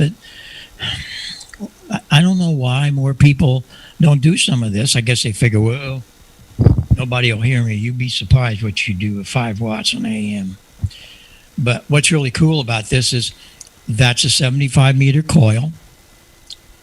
And this is my band switch. What are you talking about, Heil? Are you crazy? No. If I want to go on 40 meters, I put a 40 meter crystal in here and I short out those coils. It's just what happens in your 7300. Mm-hmm. When you go to different bands, it cuts off the different pieces. Because the lower the frequency, you're going to need the whole thing. Higher in frequency, same thing. But a lot of people learned a lot of different things here, and I did this when I was 15 years old. Why can't I do it now? Of course I did. Yeah, the pine board thing really gained prominence when the ARRL had it in there. 2019 January, it was the lead article and the cover shot, and I was so blessed. My gosh, this is way beyond what I thought. Of course, I had a lot of people that were beating up on me, all like, "You're going to kill somebody, Heil." No, that's because, as Larry Burroughs did, we constantly tried to help them respect that high voltage. And so those were all things that we had a lot of fun with. So Tom, are you still awake? Yeah, I'm here, Bob. And I tell you, Bob, let's open some phone lines up for a little while. Yeah. There's a lot of people that have really been interested here. I'm gonna put the number up here right now. We got phone lines in 65 countries. There's the phone number up on the screen. Dial that number and enter that code and join us here and talk with Bob. So let's give them a couple minutes. Hey, There were a Tom, couple of questions that came up in the chat. Do we want to handle those while we're waiting for a call? Yeah, Hey, you Bob, go, I've you got go a ahead. quick question for you. What's that? Bob, did you ever meet Don Miller, W9NTP? He's got a Wurlitzer. He had a Wurlitzer theater organ in his house, and the entire second floor was filled with all the pipes and the different thing. It was all pneumatic. He found 1925 Wurlitzer theater organ. Absolutely. Yep, had one in my home, had one in a restaurant I played in, and then, of course, the monster at the Fox. That had 3,500 pipes in it. That was a monster. Now, was that pneumatically controlled as well? Oh, yeah. It's a pipe organ. Yeah. A huge blower, old Spencer blower. Yeah. That's what Don had in his house. This one in front of me, about 15 feet, is an amazing piece of technology. They went to 24 different Wurlitzers around the country and sampled them. And when that thing plays, it's scary because it is exactly how the real stuff sounds. I never will forget the first day I ever sat down at one in a dealer's showroom. It just, whoa, you can't do this? Oh, yeah, you can. And I've had one from that day forward. And it's an amazing thing. That's how I learned to listen, because you have to, when you're mixing all these different sounds and registrations, you got to listen to how they're all going to work and what they're going to sound like. So that was another. All right. Well, we're waiting on somebody to call in, Bob. The phone lines are open. Hey, Bob. Yeah. Did you know that you had the world record for a while with the Who Quadrophenia being the loudest concert? Yeah.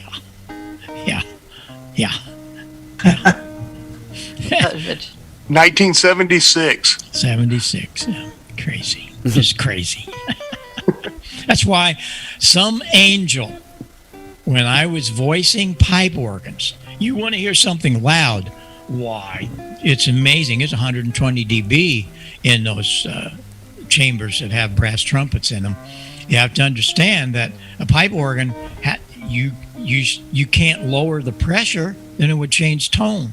How do you do that in a pipe organ? You put them in a very sealed room, and when you push your right foot down on the swell pedal, it opens shutters. They're closed. But when you want it louder, you open these shutters so that when you're down all the way, the room is just almost out in this room. And you want to make it softer, you close them all. It's a mechanical nightmare. It has pianos, xylophones, snare drums. All of that is driven by air solenoids. All right, we've got a caller. Let's see who we have here. Looks like, who is it, Russ? Hello, Russ. It's Dave on, Who is it? Dave on your line. This is Russ. I don't know where all the tones are coming Yeah, from. we've got several people on here. So we've got Russ on. Russ, how you doing? Hi, very well. I have a question for Dr. Bob. On the Yaesu 3000. Go ahead. He's listening. Russ, go ahead. I'm getting a lot of touch here, so I don't. Maybe they're not coming through. So I'll go ahead and talk. Bob, Yaesu FTGX. It has the parametric equalizer in there, along with a mic equalizer. Should they be set separately, or should they be used together? The parametric music now only, and I'm getting some good reports, so I'm going to leave it. But just wondered about how the mic affect with the parametric equalizer, or if that should be set as a solid straight thing out, and then use the parametric equalizer to enhance from there. You want to use the parametric, and you want to do it properly, as we talked about here. And it's also on our website. You want to set up that parametric first. Then, if you want more, I wasn't aware that the 3000 had a mic equalizer, because that's what the parametric is. So I wasn't sure. I got to check on that one. But you want to pay more attention to the parametric in there, the settings, and it's on our website. Okay? Oh, okay. Well, that's what I thought. And I'm very excited about it's 3 for parametric gain. But, yeah. No, and you can turn them both on at the same time if you want to, but then you get all kinds of weird stuff. So that would not be a good. So I just use the parametric only, like I more or less am, and forget we have a mic equalizer on there too. Okay, you got it. All right, hey, we've got. Thank you, Bob. We've got Bill WZ5L on. Hey, Bill. Go ahead, Bill. Hey, Tom, and hello, Dr. Bob. Nice to see you again. Hope everything's okay out there. And where is it? Spring Hope? I don't know. You move around so many times. I just wanted to thank you, Bob, for helping me with that problem with the cathedral across the street from me here. And I won't see you at Huntsville. Maybe I'll see you at Dayton. Have a good evening, sir. Okay, well, good luck. Thank you. All right, guys, we need callers. Here's your chance to talk with Dr. Bob. The phone number is on the screen, and the code is 407051 #. Let me just say, if you're... Well, there was an interesting question in the chat that I thought might be interesting to answer. With all the involvement you've had with rock stars and other musicians, how many of them have you introduced to and gotten involved into ham radio? None. I guess they're too busy, right? Well, it's Joe and I, of course, yeah. But no, not really. Those guys and gals are extremely focused on what they're doing. We got a call from 614 area code. Who's the caller? Yes, it's Mike from Sydney calling, Tom. And Mike, Dr. Bob. Mike, you're down in Sydney. Yeah. Well, how's our signal coming in down there? Are we like 5.9 down there in Sydney? Yeah, 5.9 plus 20 over. All right, very good, very good. Go ahead, Mike. But I've got just a comment to Dr. Bob. I'm an engineer by trades, electrical engineer, but audio is my expertise. And you just brought so much back. I'm retired now, but you just brought so much back talking about all those things. And a lot of your work was consumed by me and my colleagues in doing our work. We set up broadcast stuff, so for radio studios. And just thanks for all the history. Well, I appreciate that. Thank you. Good to hear from you, Mike. Hey, Tom? Yep. Yeah, go ahead, Glenn. Thanks, Tom. Yeah, let me jump in here. There's a couple things, Bob. First of all, now you got me embarrassed being 2 feet away from my microphone. But one, Bob's going to be at the Huntsville Ham Fest doing his forum on Saturday. Who is? Bob. No, Bob's not coming to Huntsville. No. Oh, you're not? No. You're on the schedule? Sorry. Darn. Yeah, But the only thing I'm doing today, and for the future right now, I do Zoom. I Zoom in, and then maybe they're going to do that. I haven't heard. I don't know. They just had you on the list. I thought, wow, cool. The other thing, you didn't even talk about your receive PRAS system. That's been my secret weapon at field day for the last 2 or 3 years now. Well, I kind of saved that down the line here. I didn't talk about the talk box either, what made me famous maybe. But this is a couple of minutes. I have a great demonstration. You want me to do that, Tom? Yeah, you can do that. And I thought we had another call. Go ahead, Bob. Sure. Well, if you got a call, take the call. No, we don't. Go ahead. Okay. Well, the thing is that I got thoroughly just ticked because I see these companies come out with these little bitty junky speakers, and they're full of distortion, and I'm going, I got to do something about that. But that's not the real reason. The real reason is I work for these companies. Don't forget this. From 1999. Every single solitary transceiver, I don't care what it is and how much it costs, has tons of distortion. Some of them up to 10%, and only a couple of watts, and some 1 watt. And then they got some little junky 3-inch speaker. They put it in a little box and charge you $150. Oh, I'm sorry, it's painted the same color. And if you don't believe any of this, I really feel sorry for you, because it's exactly the truth. I'm not making this up. I work with these guys, but I can never get them to listen. Our receiver are fine. No, I'm not talking about sensitivity, selectivity. Well, we can hear it. Okay. Yeah, you can hear it, but you didn't listen.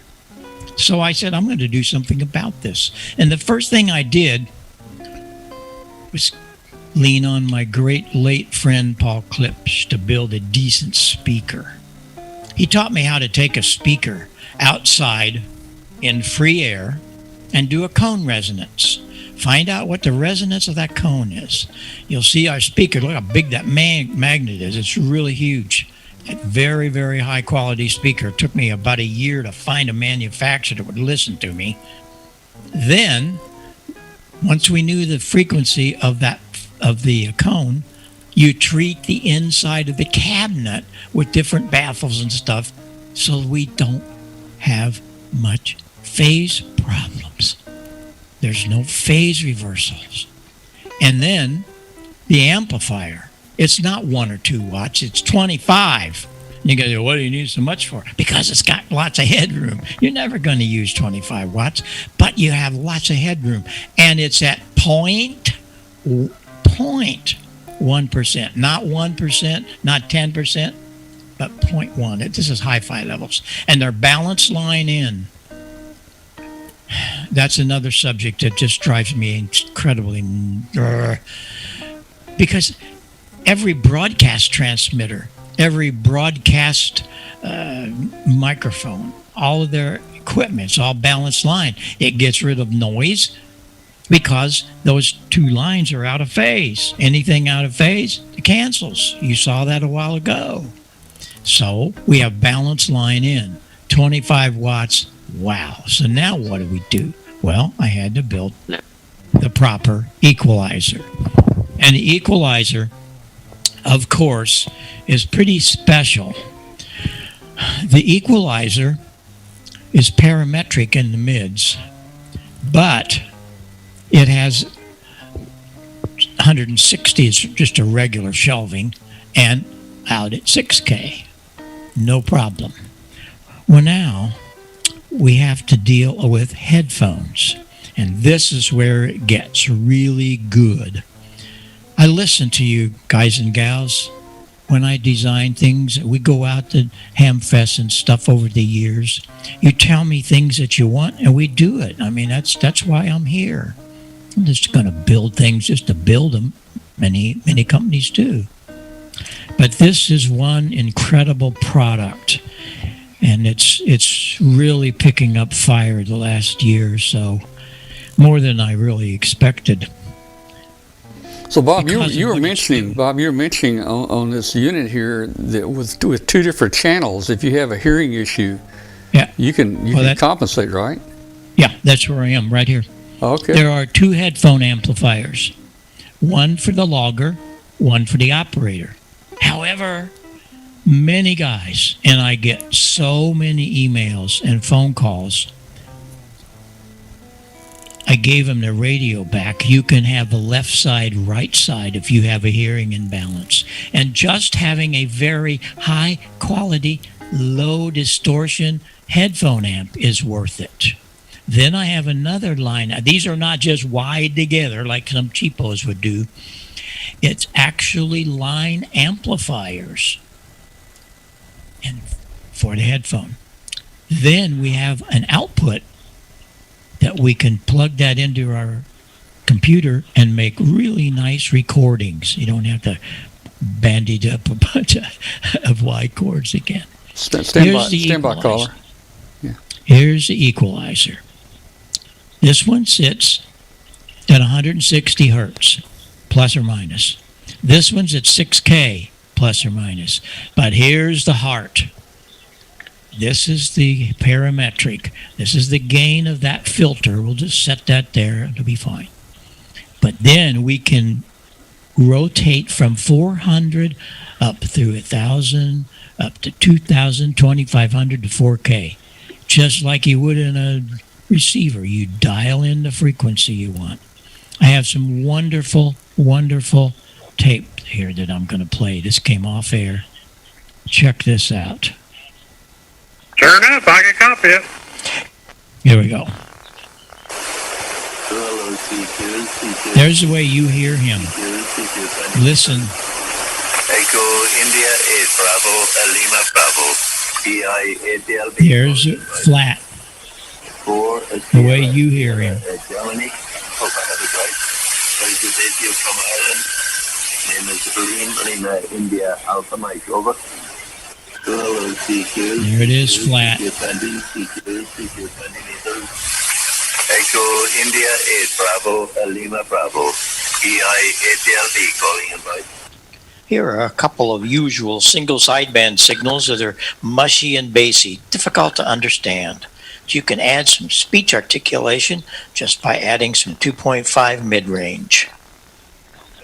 The 2 meter, sideband. It's flat the way you hear him. Not the same as a rig built, just for 2 meter sideband.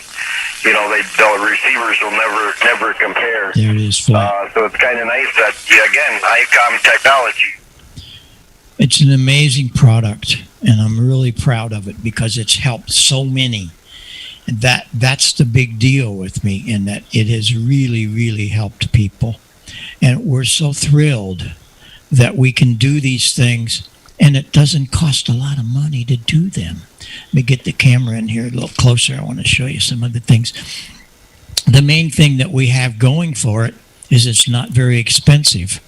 And so many things out there, they're very complicated, and you almost have to be an engineer to run them. And I'm going, well, this isn't going to make it. And so we're able to do things and do them on kind of a budget, so to speak. The other thing about it is we got people using it for televisions, computers. Oh, is this thing great for computers? Let me run this by one more time. There's the way you hear him. Echo India 8 Bravo Lima Bravo PI ATLB calling in by. It's at 2.5K that those 4,000 scientists told us. Very good radio from Ireland. Name is Lima India Alpha Mike over. They taught us how to do that. They told us what was going to happen. And I don't understand why so many of these companies today are not paying attention. I guess they figure, oh, well, that was back in the 20s. That's where it all started. And so I just have to shake my head. Hey, Bob, we've got a caller from Mira Loma, California. Okay. Go ahead, caller. Dr. Bob, it's K6LCS. Hi. Thank you so much. It was 10 years ago. 10 years ago, Bob, that you helped, you and Gordo helped us with our ARISS contact out here in Riverside County. And that website still gets hits, Bob. Thanks for the microphone and the support back on the old show. Wow. Well, good to hear from you. I hope you're doing well. And please say hello to President Sarah. Okay. Thank you, Bob. Yeah, very good. Oh, good old long-time California buddy. Yeah. Well, Bob, it's been a really interesting night tonight. We'll wait for some more calls. You know, we'll sit down and do it. I don't know where I'd have the time. Have the time, yeah. Yeah. Oh, man. We're going to sign off. We got to take care of a few things around here, but okay. It's good to see you, Bob. Thanks for the presentation tonight. Really Thanks, good Bob. to hear from you. Yeah, stay All in right, touch. Katie. See everybody next week. See you next week, Katie, and we'll talk field day next week. Get your pictures Sounds ready. good. All right, sounds good. Bye, guys. Bye, everybody. Bye, guys. Good night. All right. Well, Bob, we're going to have to just probably have you on every other week. I mean, you got enough to talk about here. We could, you know, we could do something more regular. It'd probably be pretty boring if we tried to do that. I don't know about that, man. I don't know. We need to get him and Martin on the same show. That's what we're doing now. We're going back to a lot of these clubs, and they pick out a subject. And some of them, hey, what's it like to live with the Who for 6 years? Stuff like that. And you know what, Bob? You just put up a picture there, and let's see. I think I've got it here too. Let's see. There it is, right there. That's a picture of your wife, Sarah. She's the brains of the outfit. Now, I think she runs the outfit and tells you just to invent stuff, right? That's right. Yeah, pretty much so. you just invent stuff, and she's the brains. And that's a good way to have it, Bob. Yeah. Yeah, we've got a lot of people that's behind us, so I tell you. We got a new president, Ash Levitt, and we got he's an amazing guy. He has a PhD in psychology, and he's just so smart. He's also a musician. Then Steve Warford, who is the director of operations. Steve came to me when he was 16, and he's just absolutely amazing kid. So, you know, we're very blessed to have these people and all the others that work behind the scenes at Heil Sound. Well, I thank you for having me. This has probably drug on more than I actually expected. Man, it is. It's just been perfect timing. Perfect, Bob, and we really appreciate you being here with us. Yeah, well, there's just so much. Didn't even get into the talk box. Yeah. Maybe we'll come back and do that again. Yeah, let's do it again sometime, okay? When we can get on your schedule. I know you got a tight schedule. Okay, this is full of club meetings. We did kind of find one that's open. So stay in. All right, we'll see you later, Bob. Thanks so much, man, for joining us tonight. We really appreciate it. Thank you. Okay, and thanks to all of you. It's fascinating to listen to you. Got any questions? Why, send me an email. I'm always around to help you. I love helping people. So yeah, keep me posted. And Bob, I'll send you pictures of Don Miller's Wurlitzer organ in his house. Yeah. He spent 2 years having it installed, and the whole house shakes when he played it. Is it still going? Well, he passed away 2 years ago, but I think his wife still has it in the house. Oh, great! Yeah, it's W9NTP. He was Wyman Research and a pioneer in slow scan television. Oh yeah, doing well. Well, take care, everybody. All right, Bob. Thanks, Bob. That was great. 7-3, Bob. 7-3, Bob. Great to hear you. All right. Well, hey, guys, we timed this just about perfect tonight. We didn't get to do the show after the show, but I think this was a lot more fun tonight. It's kind of a special deal here. So, Alan, I know you're on the East Coast, man. You got to get up and go to work in the morning, right? Yeah, it's late, but it's always fun listening to Bob. I'm trying to remember. It was probably 10 or 15 years ago. And I forget where I was. I don't know if it was at Dayton or if it was somewhere out here. I was giving a talk, and one of the stories I remember is how Peter Frampton got married in Bob's backyard so we can continue touring. So there's a whole set of stories on that side of the world too that we could talk about. Yeah. I used to talk to a guy on the repeaters in Southern California when I was a student out there. It was WB6ACU Joe. I never dawned on me that it was Joe Walsh until years later, but I used to talk to him all the time. Oh, that's funny. But it is late out here. I gotta get up for a meeting in the morning. So, but good to see everybody and great show. Really, again, always fascinating to hear Bob talk. So it was really enjoyable. All right, man. Good night, and man, I'm starting to get hungry. It's about time for a midnight snack here. All right. Yeah. We'll see y'all next week. All right. All right. I think we're about 8 minutes past. I doubt we're still on shortwave, but you've been listening to Amateur Radio Roundtable, show about ham radio. Wants to thank everybody for joining us tonight, and we'll see you next week. And that's it, man. So let's see. Okay, we'll say the show's officially over now. Now, let's see.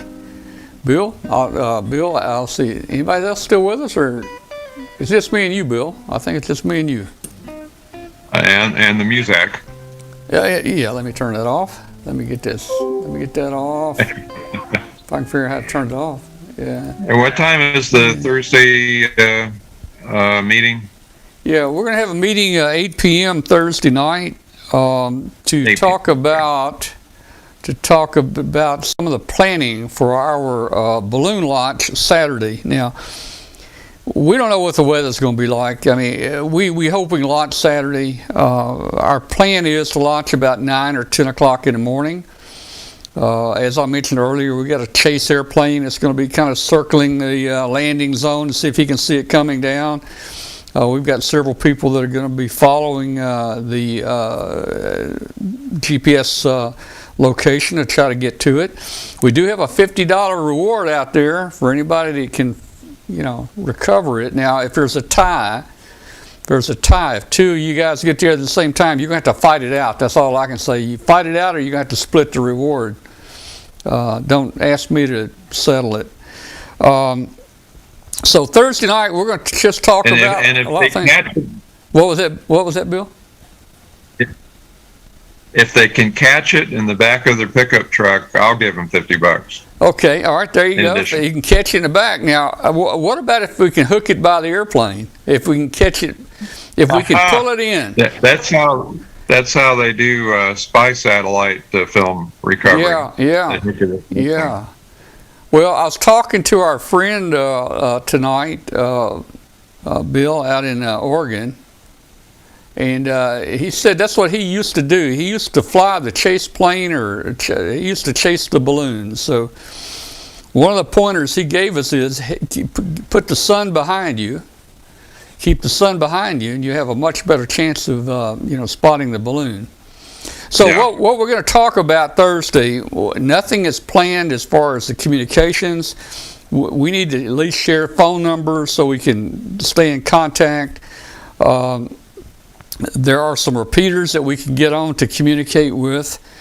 I would suggest, and I would like to know how many of our tracking people out there are going to have APRS.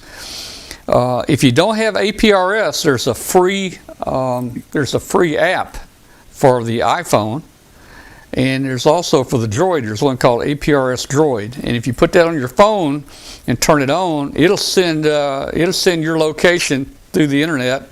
And what we can do, we can put everybody that's after the balloon. We can list everybody on APRS that's heading for the balloon, and we can see all the people converging on the balloon on the APRS map.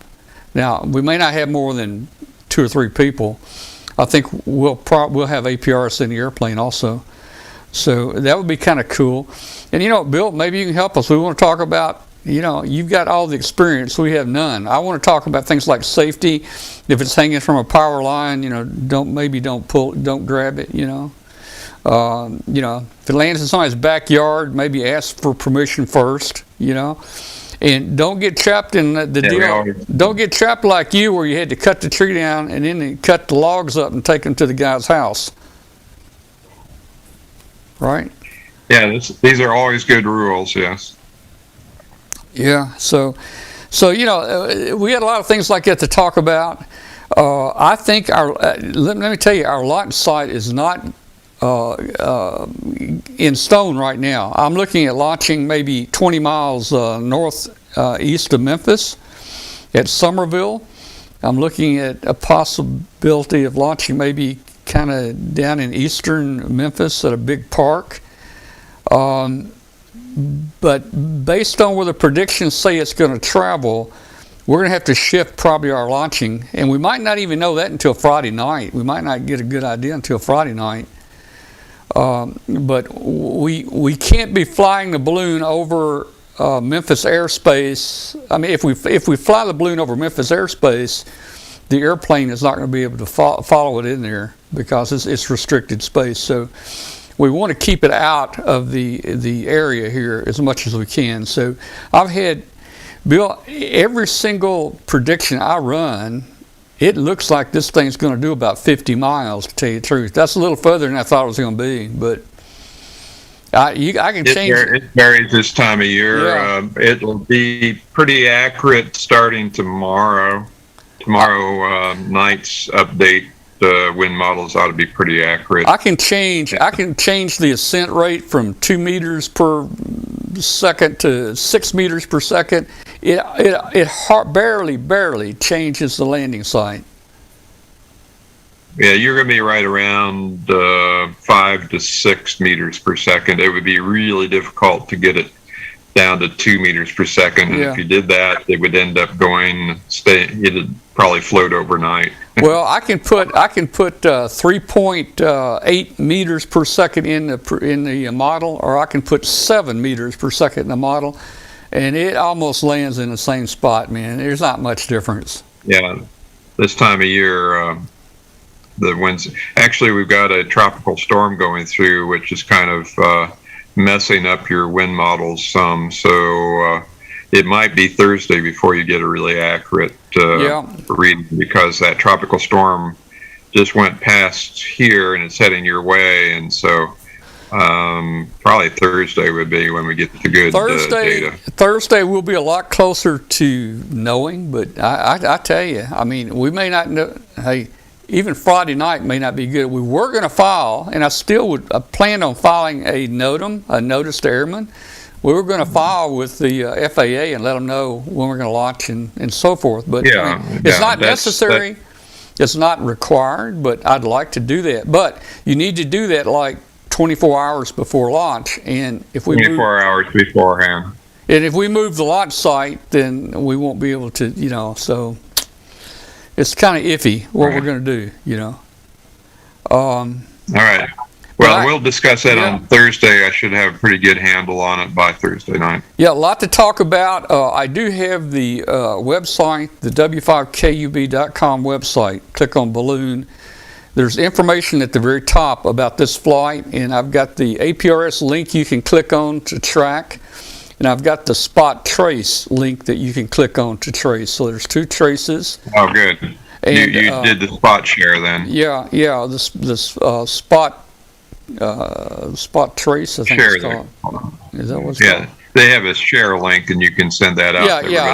I'm putting a link out there for everybody. That way, you can have 2 different links to do it. And so on that website, and I've got a little note there. I can try to type in an update Friday night, even Saturday morning, on that web page that says, "Hey, we're launching from Somerville. We're launching from Memphis." So that the w5kub.com balloon page is going to give you information where we're going to launch from, and it's going to tell you about what time we're going to launch, and it has the tracking on there for you to click on, so you don't have to remember anything. So we'll do a lot of this discussion Thursday night and try to nail down all this stuff, and it's going to be an exciting trip, I think. We've never done one of these before. Bill, how many you've done? 900, 800? 1,000?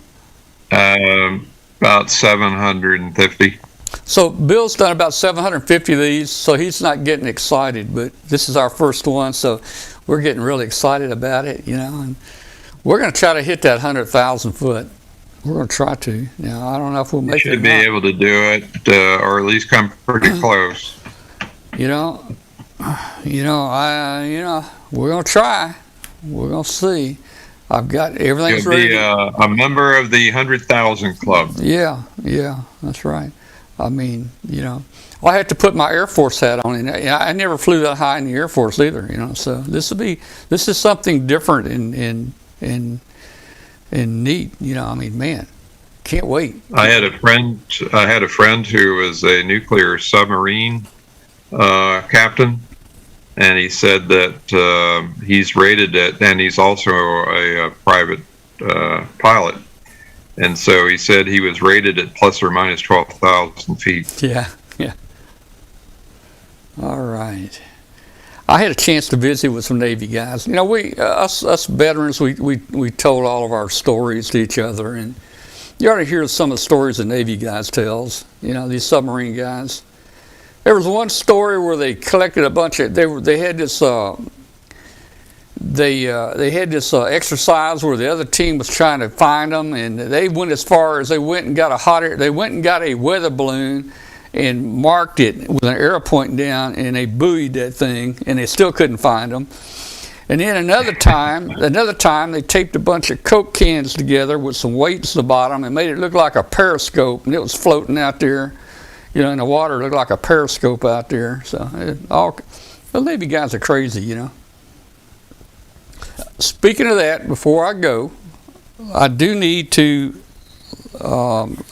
speaking of the military, this just came out, the Department of Defense did this survey with an airman, with a sailor, and a Marine, and did I leave anybody out? An Army guy. Okay, so the survey basically asked each one of them, you know, if you found a scorpion in your tent, what would you do? Well, the Navy guy said, I'll stomp it and kill it. The Army guy said he would stomp it, he'd take the butt of his rifle and he would just beat it to death. The Marine said that he'd pull that stinger off and he'd eat it. And then the airman said, I'd pick up the phone and call room service and ask what a tent's doing in my room. So we'll close for that tonight. You got to be in the Air Force to know what that means. All right, guys.